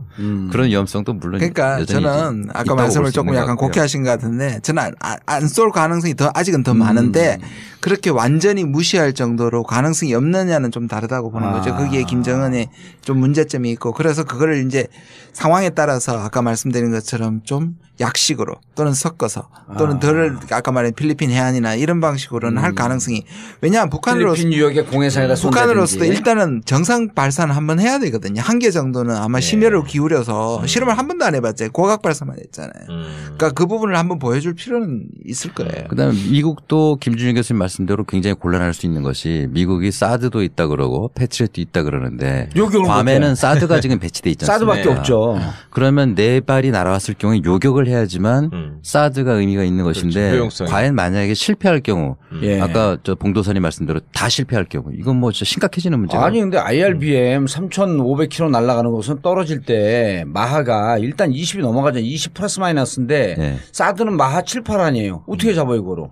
아니 그러니까 뒤로 쫓아가는 게 아니라 정면으로 쏘는 거기 때문에 정면으로 쏴도 그럴 수는 있는데요. 아주 정중앙으로 오면 가능하답니다. 이건 똑같은 거예요. 아니 이건 똑같은 거예요. 우사인 볼트가 지금 3위 했지만 100m 저 거리에서 이 허 벌판에서 와요. 허 벌판에서 우사인 볼트가 달려와. 그럼 내가 우사인 볼트 잡겠다고 내가 가요. 그걸 뒤쫓아가는 게 아니라 정면이기 때문에 내가 우사인 볼트를 잡을 수 있다는 얘기나 똑같은 거거든. 제가 어떻게 잡아요? 10초대로 달리는 사람을 갖고 아이고 아니면 알면 방에 가서 맞박으로 부딪히면 되지 그거야. 아니 근데 싹 피하지. 아니 그 8개 레인 안에 있는 사람을 만나는 거하고 그렇죠. 이 드넓은 우주 공간에서 거기서 하는 거는 점도 안 되는 그런 그렇죠. 마하 25로 날아가는 로켓을 만난다는 건 이거는 진짜 모래 아래 바늘 끝으로 바늘 끝 맞춘다는 거지 던져가지고. 그렇죠. 아니 이런 거예요. 우리 옛날 활 봤잖아. 몽골 애들 활 쏘니까 우리 이정렬 여사는 딱 틀어갖고 날라오는 활을 딱 화살촉으로 맞히는 거야.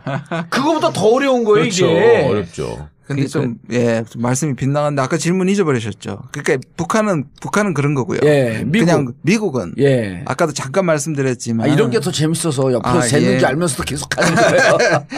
결국 미국 아까 말씀드린 트럼프의 정권의 정체성. 예. 그다음에 정말로 미국에게 이렇게 도전하는 나라가 없었지 않습니까? 네. 이게 아무리 뻥카든 일단 사거리를 검증했으니까. 예. 어떻게 생각하면 북한의 부정확성이 더 위험한 거잖아요. 야, 진짜 미국 입장에서 미치겠어. 그렇죠. 이거 이런 나라가 없었지 않습니까? 그렇죠. 그런데 지금 제일 강한 나라를 만들겠다고 한 사람 앞에 바로 이 ICBM을 들이댔으니까. 근데 단순한 그건 아니고 그러니까 미국 사람들이 그 부분에 대해서 이런 위협을 받아본 지가 굉장히 오래됐고. 참 진짜 파키스탄, 이란 이런 데 핵 개발한다 그럴 때 서로 싸우려고 그랬던 거지 미국을 치겠다 그러면서 개발한 나라가 없잖아요. 없죠. 그리고 또 하나 있습니다. 그게 바로 SLBM인데요. SLBM은 그게 꿈이거든요. 모든 나라가 꿈꾸는 겁니다. 지금 SLBM 갖고 있는 나라가 몇 나라예요? 5개 정도 된다고 그러는데. 밖에 안 됩니다. 그러니까 이거는 진짜로 흔적도 없이 와가지고 때릴 수 있는 거거든요. 그렇죠. 물론 미국까지 가려면 수시로 올라와야 되겠지만 물론 핵잠수함이 있어야지 되잖아요. 아니 근데 뭐 2차 세계대전 때 일본 잠수함이 LA 앞바다까지 갔었거든요. 가서 올라갔다 공격을 한 적이 이미 있어요. 하는 거예요. 아니 그리고 재래식 잠수함은요 기술이 우리나라 최강이어갖고 핵잠수함 아닌데 우리나라 재래식 잠수함이요 LA까지 갔다가 온대요. 그냥 한 번도 안 나오고. 그 이번에 인도네시아가 어디다 수출한 거 아니에요? 아시네요. 그게 ATP 기술이라 그래가지고 AIP 기술이라 그래서 3주까지는 있을 수 있답니다. 물속에요. 그게 그 재래식 잠수함 개발 안 하잖아요. 우리나라만 그 유일하게 개발하면서 세계 최강이 되는 거예요. 그게 핵잠수함과 버금가는. 그게 이제 가서 지금 현재 있는 잠수함은 작아서 하나밖에 탑재를 못 한다는 거 아니에요, 북한. 근데 이제 그거를 어찌됐든 3개짜리를 만들려고. 5천 톤급인가 뭘 이렇게 해갖고. 지금 그 사출 실험을 여러 개 해가지고 3개, 4개까지 지금 하겠다는 거 아니에요. 근데 쥐도서도 모르게 가가지고 뒤에서 때리면 사드고 뭐고 SM3고 아무 소용이 없거든요. 그 북극성 2호가 잠수함 탑재가 가능한 그 콜드 런칭 방식이잖아요. 북극성 1형이 잠수함에서 쐈던 것이고 2형은 개량한 건데 그게 지상 550km까지 올라갔거든요. 그리고 500km 날아갔고 그러니까 그 이야기는 미국의 서해안에 도달해서 쏘면은 웬만한 중동부까지도 뉴욕까지 때릴 수 있다. 쏠 수도 있다 이렇게 볼 수가 있는 거거든요. 그렇기 때문에 SLBM은 대단히 참 겁나는 무기다 이렇게 볼 수. 비대칭 전략 중에서도 진짜 비대칭 전략이네요. 그러니까 그러면 이제 미국의 그 많은 잠수함들이 북한의 잠수함을 추적하는데 온갖 에너지를 다 쏟아야 되는. 그렇죠. 그런 문제가 생길 수가 있고요. 그것도 또 어디서 찾아요? 태평양에 고래 하나가 헤엄쳐. 그래서 이제 핵잠수함 가지는 이유가 뭐냐면 그 밑에 가가지고 고개 나올 때까지 SLBM 다 따라다녀야 돼. 계속. 그러니까 처음부터 따라가야지 중간에서는 절대 발견 못합니다. 잠수함 기지 밑에 있다가 핵잠수함 북한의 잠수함 기지 있다가 발진하는 걸 따라가는 수밖에 없습니다. 그래서 이 우리나라에서도 그거 하자고 나오는 이유가. 근데 우리가 핵잠수함 개발하자고 하는 이유가 북한의 SLBM 탑재한 잠수함을 쫓아가려면 그러니까 처음부터 쫓아가야 된다. 가서 숨어 있어야 되거든요. 그러니까 숨어 있으면서 북한 바다에서 올라락 내리락 하면 잡히잖아요. 이거랑 똑같다. 우리 중학교 갈 때 학교 앞에 사는 여학생 쫓아가는 애들 있잖아요. 어떤 애들은 걔가 어느 지점에 나타나는데 거기서 기다리는 애가 있어. 그냥 잘 못 잡았는데 어떤 놈들을 갖고 집 앞에서 기다리는 애들이 있어. 등교할 때. 그럼 논양 쫓아다니거든. 그렇게 해갖고 집 앞으로 가겠다. 우리도 핵잠수함 만들자. 근데 그거는 그 정도의 핵잠수함을 가지려면 그게 한두 대 가지고 되겠어요? 그러네요.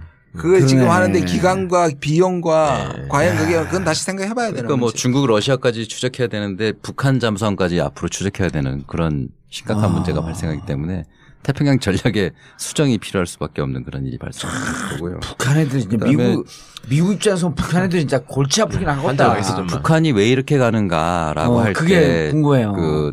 과거에 북한이 안 하기도 해봤거든요. 그게 94년 제네바 핵합의 이후에 2002년 부시 정부가 핵합의를 북한이 어겼다라고 얘기하면서 지원을 중단해버리는 그 시점. 그래서 결국 NPT 탈퇴하고 2003년부터 그 서로 이제 등 돌리고 나간 거 아닙니까? 그때 해봤는데도 결국은 미국이 그것을 뒤집었다라고 보는 게 이제 북한의 입장이고요. 그렇다고 봤을 때 그것과 또 이제 여러 가지 국제 환경, 핵무기를 포기한 그 리비아나 그다음에 시리아. 뭐 이라크 핵을 아예 못 가졌던 이라크나 그다음 우크라이나 사태나 이런 걸 보면서 김정일은 과연 김정은한테 무엇을 얘기했을까라고 했을 때 이건 유훈일 가능성이 매우 높지 않나 이렇게 보여집니다. 무조건 핵과 발사체를 가져라. 발사체와 핵은 개발해야 되겠다라고 판단했을 가능성이 매우 높지 않은가. 없어 봤댔자 이거는 별 이득이 없거든요. 그렇죠. 그래서 얼마 전에 우리 봉도사님이 진행하는 어떤 프로에 김준윤 교수님하고 김창수 원장님 나왔을 때 그 좋은 말씀 하셨는데 김 원장님이 북한 체제 위기를 극복하려고 미국의 체제 위기를 위기를 가져오는 그런 방식으로 이걸 해결하려고 한다. 북한이. 그래서 미국을 압박하면서 너희들 무너뜨릴 수 있어 하면서 자기들 체제 안정을 그래서 이런 극한 수단을 쓸 수밖에 없는 상황까지 온 게 지금 북한의 입장 아니냐. 그래서 지금 뭐 북한은 이 방식 무조건 개발하는 쪽으로 간다. 개발. 이판사판이에요. 이판사판으로 그렇죠. 이제는 마지막 패를 다 보여주고 있다. 이렇게. 앞으로 상황. 북한은 SLBM 실험하나요? 할 수밖에 없겠죠. 이미 이제 뭐 그 부분은 저는 구분능선 넘었다고 생각하고요. 한 번 했잖아요. 아니 몇 번 했죠. 그럼요. 네, 그거는 SLBM은 거의 뭐 성공이라고 이거는 북한이 주장하는 게 아니라 이제 인정하는 거잖아요. 그렇죠. 네, 그게 어느 정도의 성능과 또 어느 정도의 이 실린더가 몇 개냐 아까 말한 거죠. 몇 개를 실느냐 이런 문제인 거죠. 고각 발사 안 됐다 그러니까 또 각도도 높이고 또 한 번 실험을 지금 했고. 또 연료 조절도 하고. 근데 소형화도 뭐 미국이 그 얘기하는 것보다 훨씬 더 조금 더 커도 충분히 소형화 그 정도의 이제 출력을 통해 가지고 극복할 수 있다고 얘기하는 거예요. 저는 이렇게 생각합니다. 이게 역으로 생각하면 미국이 방법이 없는 거예요. 말은 군사적 제재를 하지만 역으로 생각하면 제재도 힘들고 강경 제재나 압박이 안 통한다는 얘기가 되는 거예요. 역설적으로. 그러니까 미국이 지금 최면이나 북한에 저걸 인정할 수가 없으니까 그쪽으로 계속 지금 말폭탄을 하고 지금 가는 거는 결국 미국도 스스로도 군사적 제재 수단이 몇 개 없다. 때릴 수도 없고. 그러니까 지금 그렇죠. 그런 점에 거꾸로 얘기하면 이게 뭐냐면 결국 타협을 다시 말해서 대화를 통해서 갈 수밖에 없다. 그러면 대화를 통해서 트럼프가 인정을 안 하려고 그러잖아요. 아니요. 여기서 이제 대화를 통해서 갈 수밖에 없다는 얘기는 무조건 양보한다는 게 아니라 대화로 갔을 때에 유리한 조건을 차지하기 위해서 지금 북한과 미국이 저렇게 극한 말폭탄을 하고 상대방을 간보고 있는 거예요. 그러니까 내 예측이 딱 맞는 거야. 이렇게 극한 충돌로 가는 건 극한 타협의 가능성을 열어놓기 위함이다. 그러나 그 말은 맞는데요. 그러나 갑작스럽게 저는 제 개인적으로 이런 말폭탄과 긴장 상황과 스스로에게 상대방에게 내가 얼마나 유리한 협상의 조건을 가질 만한 존재인가를 보이는 시간이 앞으로 전 올해 말까지나 내년 초까지 가지 그전엔 극적인 타결은 안 오리라고 생각합니다. 그러니까 올해 말이나 내년 초까지는 계속 속 불안해질 수 있다. 실험하고 조이고 실험하고 조이고 하면서 극한 상황으로 가는데 지금부터 더 극한 상황으로 가요? 지금 갈 때까지 다 가본 거 아니야? 무력 시위를 한다든지 집결을 한다든지 근데 이제 항모로 동해안 서해안에 한번 띄운다든지. 네. 근데 걱정되는 게 미국이나 우리 쪽 과학자들이 재진입 실패했다라고 이렇게 결론 지었잖아요. 그러면 이제 북한은 다시 할 수밖에 없는 그런 보여주겠다. 그럴 수밖에 없거든요. 실패했다고 하니 이제 성공해볼게. 그 7월 4일 발사도 그랬었거든요. 그때도 미국에서도 그런 반응이 나왔었습니다. 그래서 미국까지는 아직 못 오는 거 아니냐. 그 2,800km 고도로 쐈잖아요. 그렇죠. 그 서해안 반드시 그래서 결국은 3,723.9km를 다시 쏜 거 아닙니까? 본토까지 보낼 수 있다. 네네. 객적은 소리 하니까 우리가 이렇게 다시 했다. 김정은이가 그렇게 얘기한 거거든요. 말투도 이제 완전 북한 사람 말투가 됐어요. 객적은 소리 하니까. 객적은 나발을 불어댄다 이런 얘기를 했거든요. 나발을 불어댄다. 근데 말도 그래서 이제 북한은 그럴 경우에 미국에게 또 다른 걸 보여주기 위해서 다시 할 수밖에 없는 입장이 매우 곤란해지는 그런 문제가 발생합니다. 그다음에 이제 그러니까 제 분석이 맞다니까요. 그렇게 너네 실패했지 그러면 또 쏴봐 해가지고 소진시키는 전략이라니까 지금.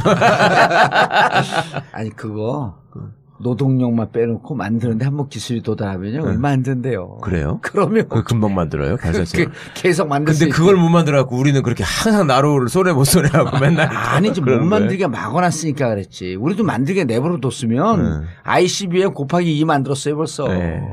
그렇긴 하죠. 예, 못 만들게 하니까 못 하는 거지.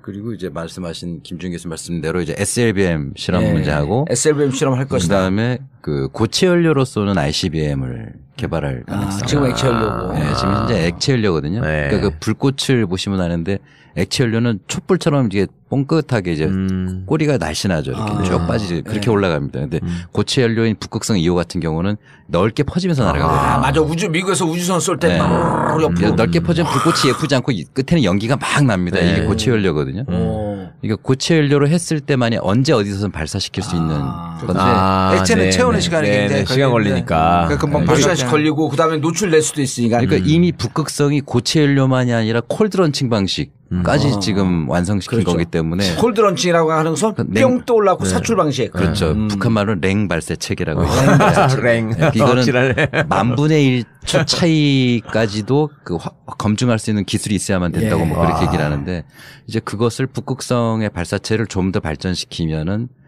중거리, 장거리까지도 갈 수 있겠죠. 이게 그러니까 저 랭 발사체 이런 것도 문화적 산물이에요. 평양 냉면. 그렇죠. 이제 랭이라고 얘기하는데 그래서 지금 북한은 이미 카드를 이제 다 보여주겠다라는 그런 심정인 것 같고 그렇게 한다면 그 SLBM이든 고체 연료든 뭐 그다음에 재진입 기술을 다시 확증하는 문제든 그리고 지난 4월 15일 날인가요? 그 아홉 번째 1.5m 더 큰 게 있다는 그거 아직 안 썼다는 거거든요. 그러니까 1.5배? 그러니까 화성 14형의 1.5배 정도로 보이는. 그러니까 그 깡통이 또 있대요. 그거는 트레일러에 연결돼 가지고 위에 깡통을 실어놨더라고요. 그래서 그거는 더 긴데 왜 화성 14형 사이즈보다 앞에 나왔는지는 모르겠습니다. 화성 14형 사이즈가 마지막 10번째였거든요. 아니 이거 지구로 한 바퀴 돌리려고 그러나 보지.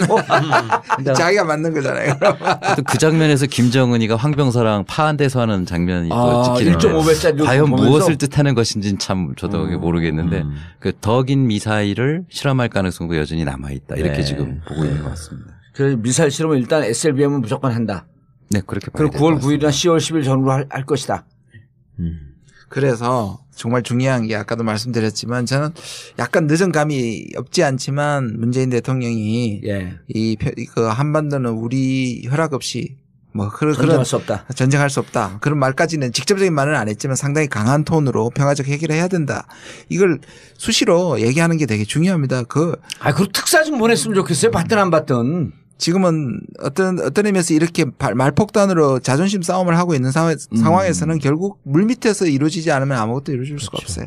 또 물밑에서 하면 미략이라 그러니까 대놓고 이제까지 남북 그 사업했던 뭐 전직 장관이라든지 아니면 지금 그 안보실 특사로 이렇게 공개적으로 보내서 대화하자. 그 사람들이 거절할 수 없는 사람 보내면 되잖아요. 김창수 동물이라든지.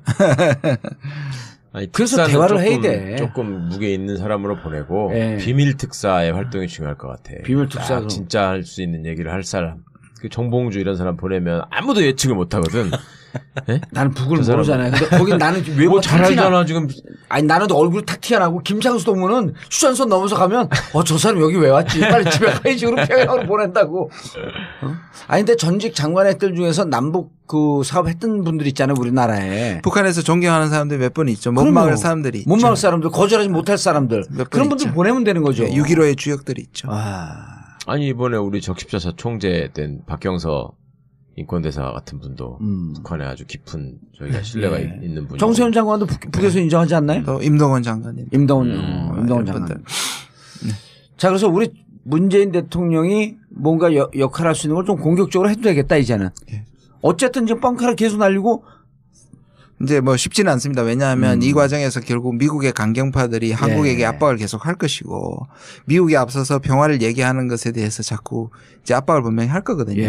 그래서 아마 저는 그 묘한 걸 느꼈습니다. 왜냐 평화를 얘기하면서 저는 좀 참아달라고 대국민 메시지도 있는 것 같아요. 좀 답답해 보이고 강경하게 보이고 좀 보수적으로 보이는 사람들한테 어떤 표현을 했냐면 더뎌 보이더라도 한반도의 평화를 반드시 이루겠다 얘기하는 거는 저는 좀 지켜봐달라는 국내를 향한 목소리였던 것 같아요. 그런데 이제 8월 7일인가 트럼프하고 통화할 때 8월 7일이라 그랬나요? 네, 그때는 좀 그랬죠. 트럼프가 물어봤잖아요. 정말 대화 노력은 하고 있냐. 그거는 나는 약간 조롱 섞인 것 아니 같아요. 그거보다도 특사 뭐 이런 거라도 뭔가 당신들이 우리가 할 수 없는 당신들만의 방법을 좀 찾으려고 해봤냐? 난 그게 힌트지 않을까 싶어요.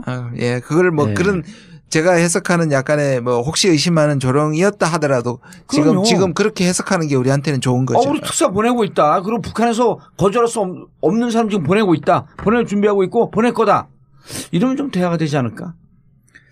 예, 아마 북한이 핵이나 로켓을 완성 단계까지 갈 때까지 는 대화를 안 하겠죠. 대화를 하더라도 사실 성과 내기는 쉽지 않을 것 같습니다. 그리고 북한도 상당히 곤란하고 무조건 완성 단계까지 갈 것이다. 근데 뭐 내일 모레 미사일 쏠라 그러는데 자꾸 대화하자 그러면 북한도 곤란하잖아요. 그건 이제 공식 대화는 분명히 곤란할 겁니다. 그러나 이제 비공식적으로는 성과가 있든 없든 만나서 진위를 파악하고 이 국면을 좀 전환시킬 수 있는 그런 시도들은 해나갔을 때 아무래도 입장은 달라질 수 있는 거 아니겠습니까? 알겠습니다.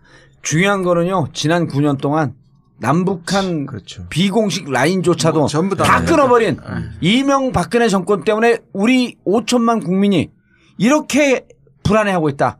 이런 거 여기서부터 모든 문제 시작됐다. 네. 이런 꼭 명심해야죠. 네, 맞습니다. 예. 알겠습니다. 그래도 전쟁의 위협에 떨고 있는 국민들, 그래도 전국구가 있어 참 다행이야. 정봉재 전국구 마치겠습니다. 감사합니다. 감사합니다. 1, 2, 3, 4. 전국구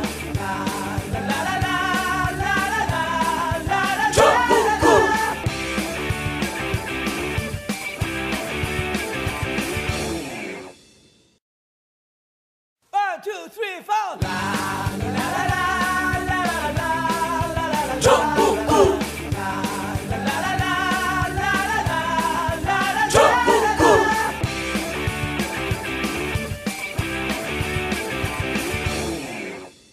단 하나의 정통 정치 팟캐스트 정봉재 전국구 시작했습니다.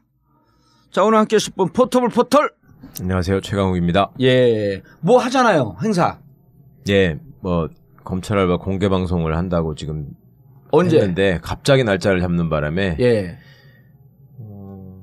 17일 예. 목요일 17일 7시에 공덕역 근처에서 하는데요. 장소 얘기해 사람들 오라고. 나는 못 가지만. 공덕역 지하 통로로 연결된 알파문구 건물이 있답니다. 마포구 공덕역. 예. 뭐 저희가 300분 한정으로만 모시기로 해서 사실은 손혜원 의원님, 저 김남국 변호사 그 페이스북에 댓글로 신청해 주십사 했는데 저한테는 뭐 아직도 한 70분 신청하셨어. 자리가 좀 있으니까요. 300명 평일에 300명 채우기 쉽지 않아요. 예, 그렇죠. 예, 그래서 알파문구 어디에서 해요?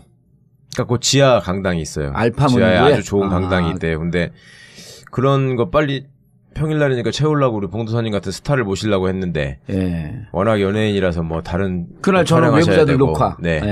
국회의원들 몇 명 연락해봤더니 뭐 다들 뭐 외국 출장에 지방 출장에 다들 바쁘시더라고. 민주당 의원들 몇 명이죠? 120 몇 명이죠? 민주당 의원들이. 그 120 몇 명 와봐야 소용없어. 저 혼자 가면 끝이에요. 근데 제가 못 가지 뭐. 그래서 알파문구에서 17일 목요일 오후 7시에 최강욱, 손혜원, 김남국 검찰 알아야 바꾼다. 책이 나온 거예요? 아니요. 이제 그동안에 그 페이스북 라이브로 했던 거 10번 하기로 했는데 지금 9번이 나갔거든요. 마지막 10번째를 알겠습니다. 공개 방송 많이 참여해 주시기 바라겠습니다.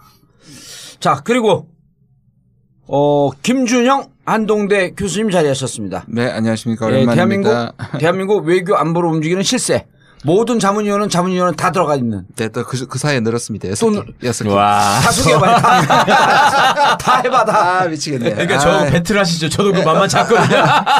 국방부 정책 자문위원. 그다음에 통일부 정책자문, 안보실 정책자문, 외교부 혁신위원회, 그다음에 민주평통 상임위원, 상임위원, 그다음에 남북 접촉 교류위원회, 남북 교류위원회 6개입니다. 6개. 돈은 나오는 거예요? 돈 나오는 자리 있어요, 없어요? 아, 저기 그냥 상임위원 회의 갈 때 검압이 좀 받습니다. 상임위원인데도 그러세요? 저 상임위원은 나오고 300명입니다. 근데 아니 이게 그 전문위원, 자문위원도 부익부 빈익비냐 맞아. 하나도 없는 진유관 교수. 아, 뭐 있어요, 저도? 저기 뭐 있을 겁니다 아마. 네. 인제대 진유관 교수님 자리하셨습니다. 네, 안녕하십니까. 인제대 진유관입니다.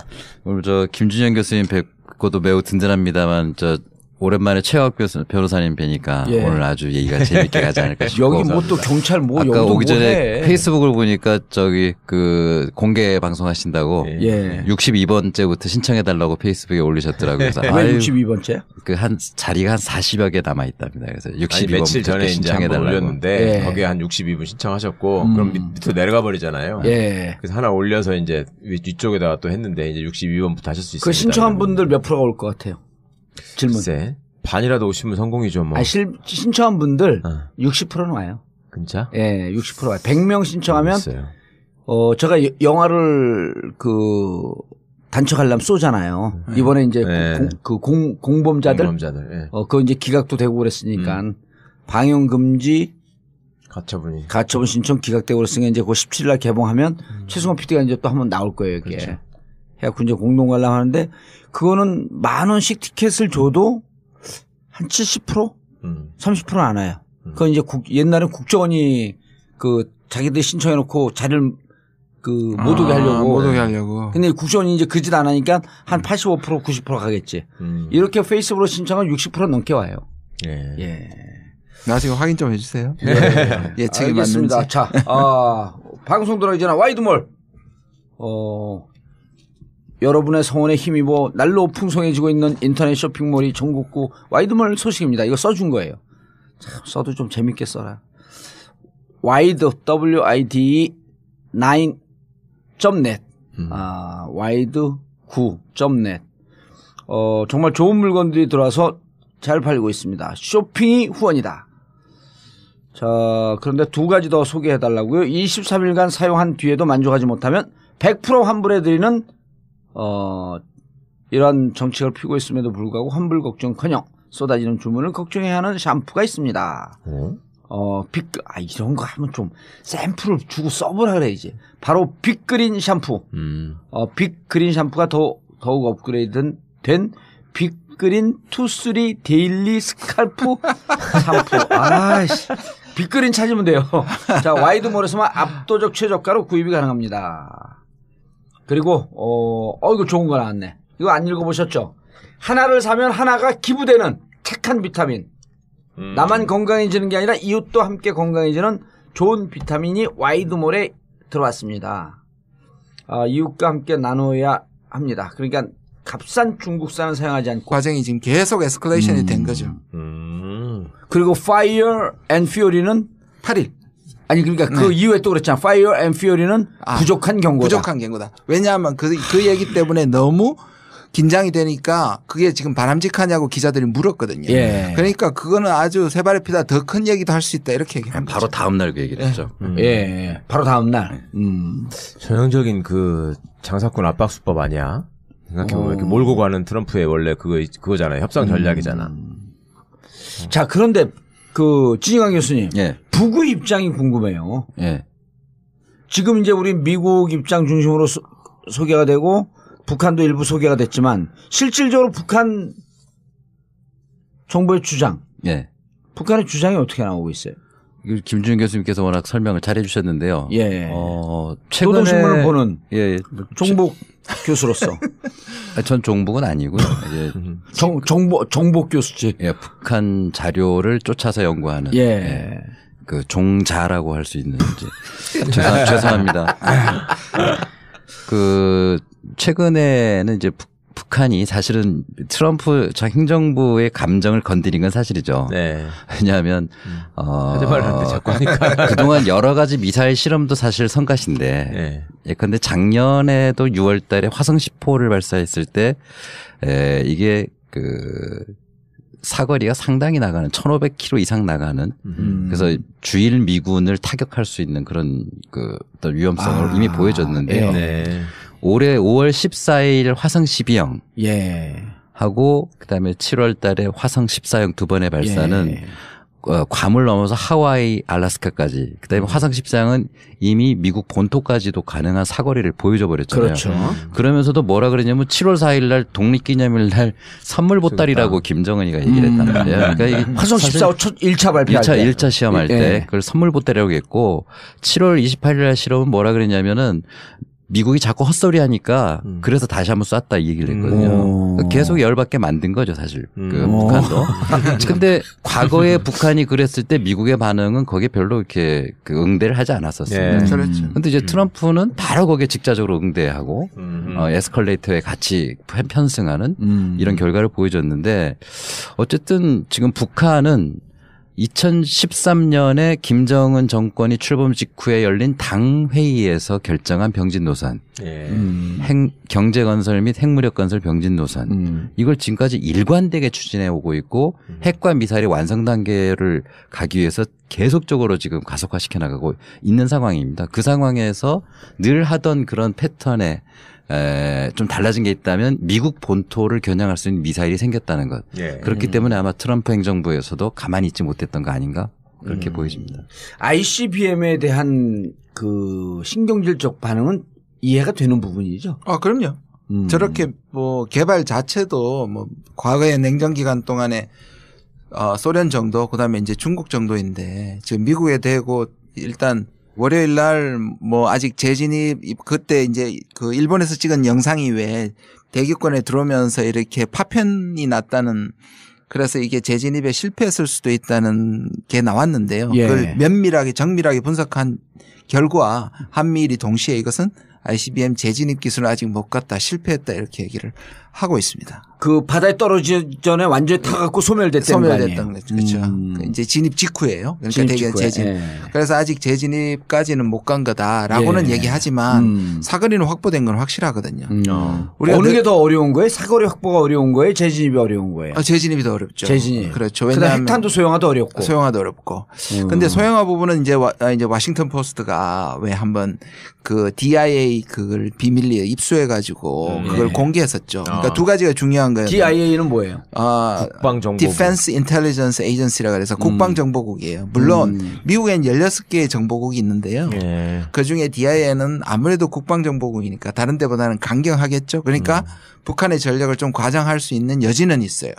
그러나 거기서 얘기하는 것은 이제 소형화에는 어느 정도 성공을 했다고 보고 그다음에 이제 북한이 한 60개 정도의 핵탄두를 가지고 있을 것이라고 얘기를 하니까 뭐 북한이 소형화와 재진입에 대한 마지막 관문 정도는 남겨뒀을지 모르겠지만 미국이 3년에서 5년 그 짧게 봐도 3년이라고 얘기했던 것이 거의 구분능선을 넘었기 때문에 미국은 이게 이제 게임 체인저라고 보는 거죠. 게임 체인저란 말은 이제 하기는 싫어하지만 그래서 이제 레드라인이라는 말도 안 하고 요새 이제 미국에서 레드 존에 들어왔다 뭐 이렇게 얘기하고 있습니다. 되게 애매한 말인데요. 왜냐하면 라인을 그어놓으면 넘어버리는데 미국이 아무것도 안 할 수 없잖아요. 그러니까 이걸 애매모호하게 레드 존이라고 지금 표현하고 있습니다.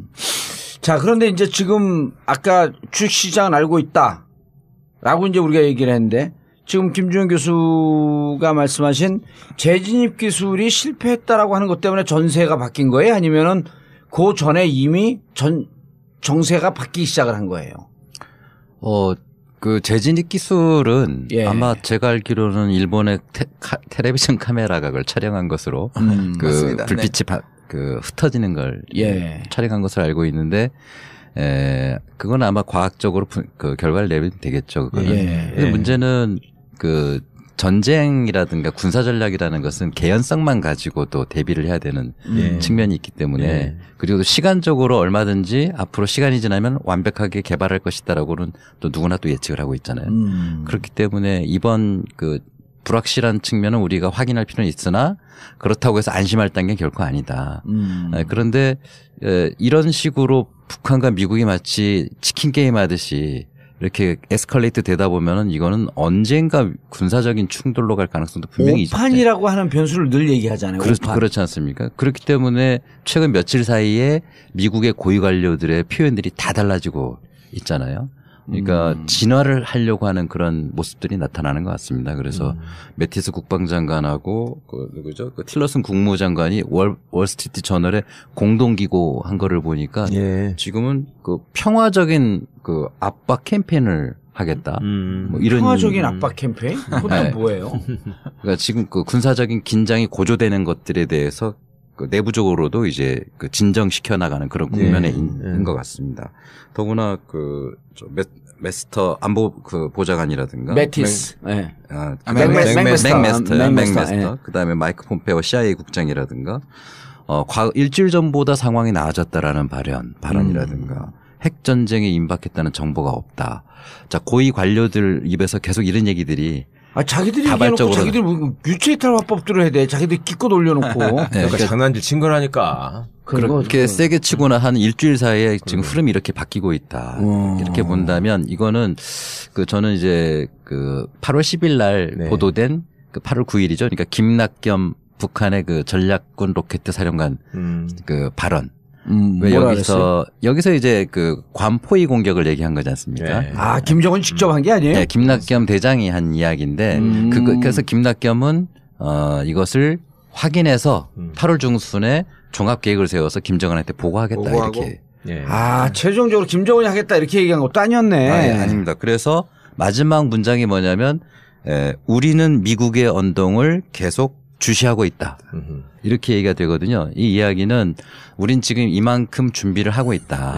매우 구체적으로 얘기했지 않습니까? 괌까지 사거리가 얼마고 몇 초를 날아갈 것이고 1065초인가요? 날아간다 그러고 그게 일본의 시마네현, 히로시마현, 고치현을 통과해서 날아갈 것이다.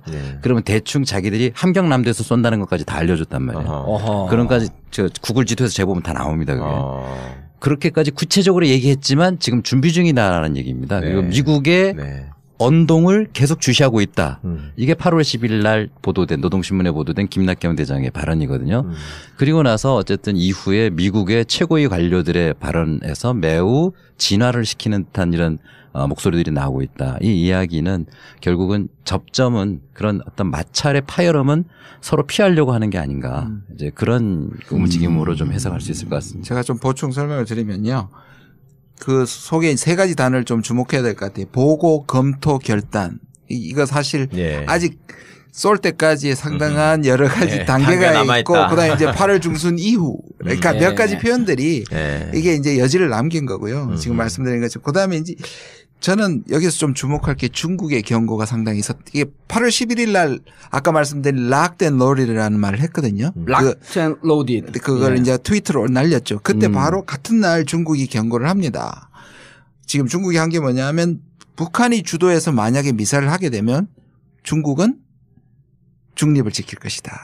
전쟁에 관여하지 않겠다. 전쟁에 관여하겠다. 이거는 북한한테 상당한 이제 메시지. 물론 황구시보의 이제 평에 나왔지만 논평에 나온 거지만 그래서 그걸 얘기를 하고 그다음에 그다음 날 시진핑과 트럼프가 통화를 합니다. 평화적으로 해결하는데 이제 물론 11일 날 중국도 12일 날 중국도 뭐냐면 결국 뒤에 군사적 문제 만약 중국 같은 경우에는 만약에 이제 미국이 주도하게 되면 끝까지 싸우겠다고 이제 조건을 붙였고요. 그다음에 트럼프도 평화적으로 하겠지만 만약에 북한이 먼저 도발하면 우리는 군사적 한다는 건 조건을 다 붙였지만 이미 이제 11일 날 가장 고조로 올라가면서 11일부터 이제 스팀이 열기가 조금 빠지기 시작합니다. 그러니까 중국 그다음에 시진핑과 트럼프의 통화 그리고 지금 말씀하신 13일에 뻥카가 뽀로나기 시작하는 거예요. 그때부터. 지금 말씀하신 이틀 후에 13일 날 지금 쭈르륵 같은 날이 전부 다 폼피오 CIA 국장 맥메스터 그다음에 매티스 틸러슨 전부 다 평화적인 것을 우선한다고 다 차례로 약속이나 한 듯이 얘기를 합니다. 그리고 또 재밌는 것은 14일 날 문재인 대통령이 또 한마디 보탭니다. 그렇죠. 뭐냐 수석 보좌관 회의에서 북핵 문제의 평화적 해결을 이례적으로 강조를 합니다. 물론 8월 7일 날 통화 때 평화를 얘기를 했지만 그때는 굉장히 두리뭉실하게 얘기를 했거든요. 그다음에 미국의 그 압박에 지지하는 방식으로 했는데 이 14일 날은 굉장히 강하게 평화를 얘기를 하기 때문에 지금 이 과정을 쭉 보면 스팀이 이제 열기가 좀 조금씩 많이 빠지고 있는 것이 내부적으로 그 한미가 실무적 차원에서 공조를 하고 있다 이렇게 볼 수 있는 건가요? 그렇게 볼 수 있는 거죠. 이게 좀 뜬금없는 질문이긴 한데 교수님, 트럼프가 수사받는 거. 네. 미국 러시아하고 내통한 거? 네. 그것 때문에 눈 돌리려고 뭐 저지를 가능성은 없어요? 전쟁을? 아니, 무서운 얘기를 하고 있어. 그렇게 아니, 그놈들은 원래 그렇게 하잖아. 그런데요, 이제 그럴 수도 있죠. 네. 그래서 이제 일단 뭐 나올 때마다 이렇게 매티스나 맥메스터 하는 얘기가 있습니다. 네. 왜냐하면 반대하는 소리를 하기 전에 꼭 앞에 붙이는 게 뭐냐면 대통령의 권력이다, 권한이다. 마지막 단추와 명령을 내리는 그런 얘기를 하는 것은 대통령의 권력이지. 그건 아세요? 우리나라는 육해공군 있으면 육군이 너무 세잖아요. 예. 미국은 어디가 제일 센지? 미군요? 해군이 제일 세죠. 와, 해군 해병대가 제일 세죠. 뻔한 걸 왜 물어봐요? 육군이 제일 셌으면 물어봤겠어. 우리나라는 제가 확실히 어디 대중강연 같은 데 가면 군부독재가 너무 길었다는 걸 느끼는 게 첫 번째는 제일 충격받는 게 군인 중에 제일 높은 사람이 누굽니까? 그럼 국방부 장관이라고 하시는 분들이 진짜 많고요. 국방부 장관도 군인이라고 생각해. 근데 그거는 헌법 위반이잖아요. 군인을 국방부 장관 시키면. 그래요? 현역은 안 되죠. 오. 헌법 위반이에요, 그거는. 그런데 너무나 당연하게 국방부 장관은 군인이라고 생각하는 경우가 많고, 그러면 그 다음 질문에 제가 그럼 국방부 장관은 계급이 뭐예요? 그럼 거기서부터 이제 약간 막히기 시작하는데. 포스타 아니에요? 아니죠. 맞아. 합참의장이 포스타니까 좀 더 높아야 되는. 군인이나 계급이 있는 거지. 장관은 계급이 없는 거죠. 그냥 장관이지. 그거를 오래돼도 지금 인식이 안 깨지니까 그걸 깨는 방법이 하나 있어요. 민간인을 국방부 장관을 시키는 거야. 그렇죠. 그래야 되는데 대부분 군발이 이래. 이 별 출신들을 시키니까 그냥 군인인 줄 알아요. 최강욱이 이번에 국방부 장관을 한번 하는 거야. 그래갖고 민간인이 국방부 장관이다. 이승만 때도 민간인을 국방부 장관을 시켰는데 이게 뭔 짓이냐고. 그리고 또 하나가 당연히 어느 나라든지 육군이 제일 중심이고 육군이 잘 세다고 생각해. 예. 근데 강대국일수록 해군이 세잖아요, 원래. 그렇죠. 예. 원래 그런 거예요? 원래 그렇죠. 아니, 생각해 보십시오. 이걸 나가려면 프로젝션 케이퍼빌리티라 그래요. 이게 투사 능력이라 그래요. 그러니까 강국들은 내부의 디펜스보다는 멀리 작전을 해야 되기 때문에 그렇죠. 그런 투사 능력이 좋아야 되기 때문에 육군이 약하죠. 예. 그리고 뭐 이라크전에서도 우리가 볼 수 있지만 현대전은 공군 공격 이후에 또 해군에서의 미사일 공격 이후에 그다음에 이제 해병이 들어가고 마지막에 육군은 전후 처리 과정에서 들어가서 이제 시가전을 좀 벌이는 이런 정도거든요. 그래서 이라크 전쟁 기간 중에 보면은 육군은 마지막 일주일 정도. 그렇죠. 나머진 공군과 해군이 전투를 하거든요. 일단 다 때려놓고 그다음에 가가지고 이제 이렇게 정리만 하고 다니는 게 육군인데 그리고 깃발 하나 뺏어오고. 그러니까 이제 육군전 중심의 전쟁은 2차 세계대전 이후에 없어졌다 이렇게 봐야지 될 정도로. 근데 이제 우리는 다 육군을 갔다 오니까 육군이 제일 센 줄 아는 거지. 아직도 6.25 아니 그리고 육사 나온 놈들이 쿠데타를 대대로 하니까 육군을 계속 이렇게 키워놓고 줄이질 않으니까 이렇게 된 거예요 지금. 또 하나 원인은요.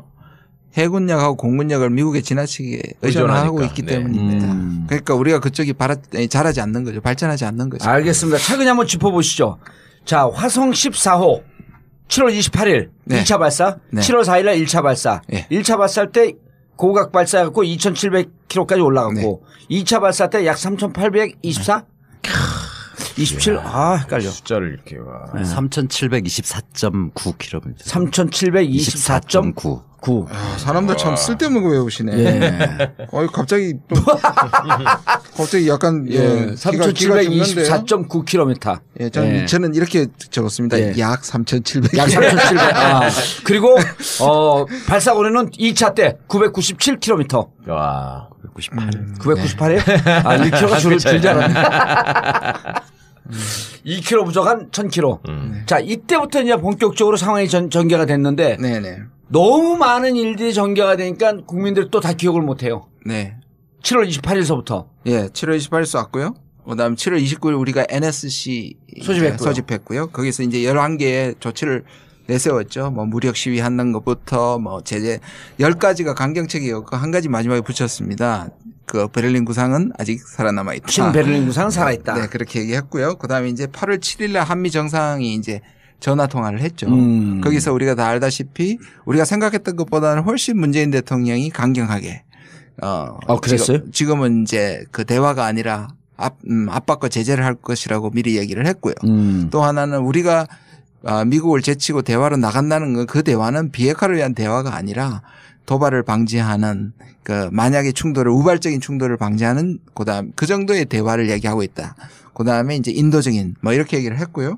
그런데 이제 오늘 참 문정인 교수가 그 전화에서 뭐 이 얘기를 좀 미국이 좀 톤다운 했으면 좋겠다고 얘기를 했는데 거기 8월 7일이거든요. 네. 한미 정상회담이 뭐 50 몇 분간 전화를 했는데요. 그다음에 8월 8일 그다음 날에 바로 트럼프가 우리가 잘 아는 Fire and Fury 그래가지고 8월 8일이에요? 8월 8일입니다. 그러니까 이게 묘하게 한국이 요청을 했다면 그 부분은 뭐 청와대에서는 부인을 했습니다. 근데 그 얘기를 했다면 미국이 무시한 게 되는 거죠. 왜냐하면 그렇게 톤다운 했는데 더 큰 얘기를 해버렸으니까. 그게 이제 8월 8일 날 얘기한 거고요. 그러니까 북한이 이제 8월 9일 날 뭘 얘기했냐면 괌 예고 사격 마치 베이브 루스가 홈런 치기 전에 예. 저 어디 좌측에 어디까지 어디 쏘겠다는 거 하는 것처럼 일본 상공을 거쳐 괌 인근 30km 40km 지역 공해상에 4발을 쏘겠다. 야, 참. 역시. 네. 그리고 주워 들은 게 그런데 그다음에 이제 뭐 맥메스터나 예방전장을 또 얘기합니다. 그렇게 얘기하니까 그 다음날 다시 8월 10일 날 등장해서 이제 그 더 정확하게 얘기를 하고 예방전쟁을 우리도 할 수 있다. 한반도 전체를 중심을 전부 다 쓸어버리겠다고 또 북에서 얘기를 합니다. 무서워. 지금 지나 생각해도 무서워. 그러니까 또 11일 날 또 트위터에다가 트럼프가 뭐라고 할게요? 그래서 밀리터리 솔루션이 fully locked and loaded이라고 그랬어요. locked and loaded. 예, 딱 준비되고 장전까지 됐다. 예. 이렇게 얘기합니다. 발사 일본 직전까지 가 있다. 예. 이런 거 검증된 영국산 안전한 재료로 채운 비타민 엔젤스의 나눔 비타민과 나눔 루테인 그리고 나눔 유산균 이 모든 것을 와이드몰에서 역시 최저가로 만나보세요. 이건 아이디어 잘 썼다. 하나 사면 뭐 그런 거 있잖아요. 뭐 하나 살 때마다 그 저소득계층에게 운동화 주는 거. 뭐 하나 사면 저소득계층에게 생리대 지급하는 거. 이런 거 좋은데. 예, 와이드몰에서 만나보시기 바라겠습니다. 그리고 다음 주부터는 저희가 이제 그 동영상으로 나갑니다. 진짜로. 예, 동영상으로 나가서 녹화는 월요일 날 하고 업데이트가 아마 목요일쯤 될 겁니다. 그래서 화요일, 수요일 업데이트 되는 게 조금 늦어졌습니다. 목요일, 금요일로 업데이트 예정이니까요. 다음 주 되시면 왜 이렇게 업데이트가 안 되냐 항의하지 마시고 기다려 주시기 바라겠습니다. 동영상 제작팀은 대한민국 공중파 종편 방송을 통해서 최고의 전문가들. 이번엔 녹화할 때 한번 왔어야 되는데 최 변호사. 그러면 오디오하고 비디오가 다 같이 업데이트 되는 거죠. 그래 좋겠네요. 예.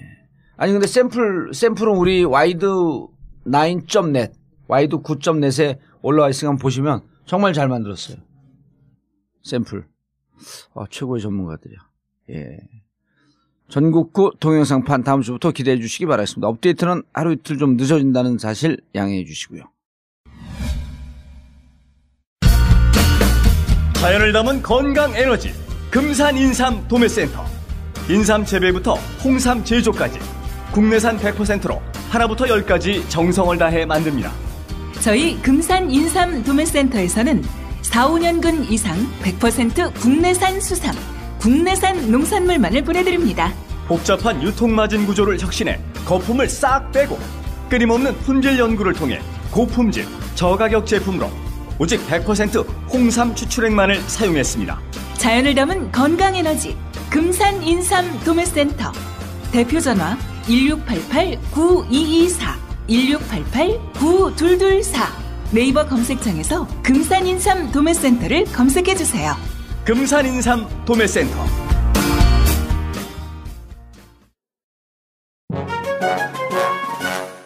이명박근혜 정권에서 가장 커다란 피해를 보신 분들, 바로 정치 스트레스 때문에 머리털이 다 빠진 탈모 환자들입니다. 이제 정권 교체도 됐고 외모가 복지라는 청와대 꽃미남 비서진들처럼 나도 머리털도 다시 나고 외모도 가꿔보자. 머리가 다시 풍성해지는 꿈. 풍성교에서 이뤄봅시다. 다음 카페에서 풍성교를 검색해 주시기 바랍니다. 이제 한번 믿어보자. 나도 머리털 날 수 있다.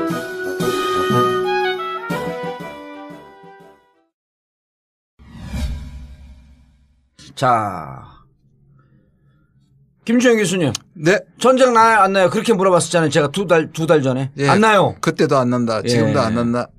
변함없습니다. 예, 며칠 동안 전쟁 날 것 같은 두려움에 달러 사재기하고 금 사재기했던 분들께 한마디 해주시죠. 좀 이번에 특별하다고 생각했던 것 같아요. 왜냐하면 그 사재기 한다는 게 상당히 사라졌거든요. 왜냐하면 우리가 이미 3월 위기도 겪었고 매년 겪잖아요.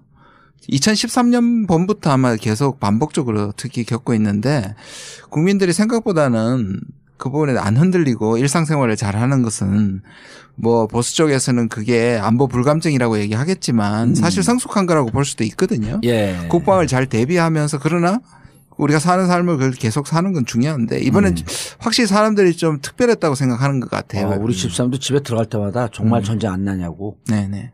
그게 아마 결국 말폭탄이고 북한을 두려워했다기보다는 미국이 무슨 짓을 할 수도 있겠구나 생각했던 것이 그렇죠. 가장 그게 더 두려웠어요. 이번에 트럼프 때문에 더 두려운 거지. 우리가 종북 좌빨 아니더라도 김정은은 계속 하던 짓거리 그대로 하는 거 아니에요. 바로 그겁니다. 네, 그 차이를 본 것 같아요.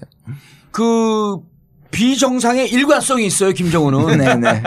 네네. 근데 비정상의 일관성도 없는 거야, 트럼프는. 그렇죠. 거기다가 뭐 그뿐만 아니라 트럼프 자체도 그 아주 심각한 말을 했지만 또 원래 지금 미국에 이끌고 나가는 게 군부지 않습니까? 예. 사실 매티스나 맥메스터 같은 사람들은 트럼프와 비교하면 전략가들은 무식하지는 않거든요. 다시 말해서 그 사람들이 전쟁을 생각하기보다는 근데 그 군사적인 이미지, 군인의 이미지와 트럼프의 비가역성, 비가역성이 아니죠. 불예측성 때문에 합쳐지면서 정말 할 수도 있겠구나 생각했던 것 같습니다.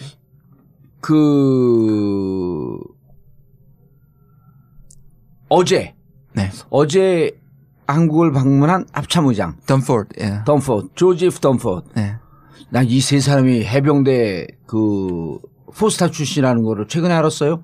예. 존 켈리, 매티스, 덤포드 이 사람들 다 해병대 포스타르고 현장에서 뛰었던 사람들이에요. 현장에서 뛰었던 사람들이 누가 그러더라고 가장 전쟁에 대한 두려움을 가장 많이 느끼고 있다고. 그렇습니다. 네, 실제적인 전쟁이 얼마나 참혹한지를 잘 알고 있는 것이죠. 켈리나 국무장관했던 아니, 전 켈리일 겁니다. 아마. 그 사람하고 이름만 말고요. 이름이 똑같아. 켈리가 또 있어요. 예. 그 사람이 이번에 비서실장 됐거든요. 네. 거기도 해병대 포스타 출신. 내가 은근히 많이 알죠, 그런 거. 그러시네요. 예. 예. 방송 여러 번 하시다 주소 드는 거죠. 주소 들으면 우리 또 그 주소 들게 이게 끝이 어디가 끝까지 쫓아.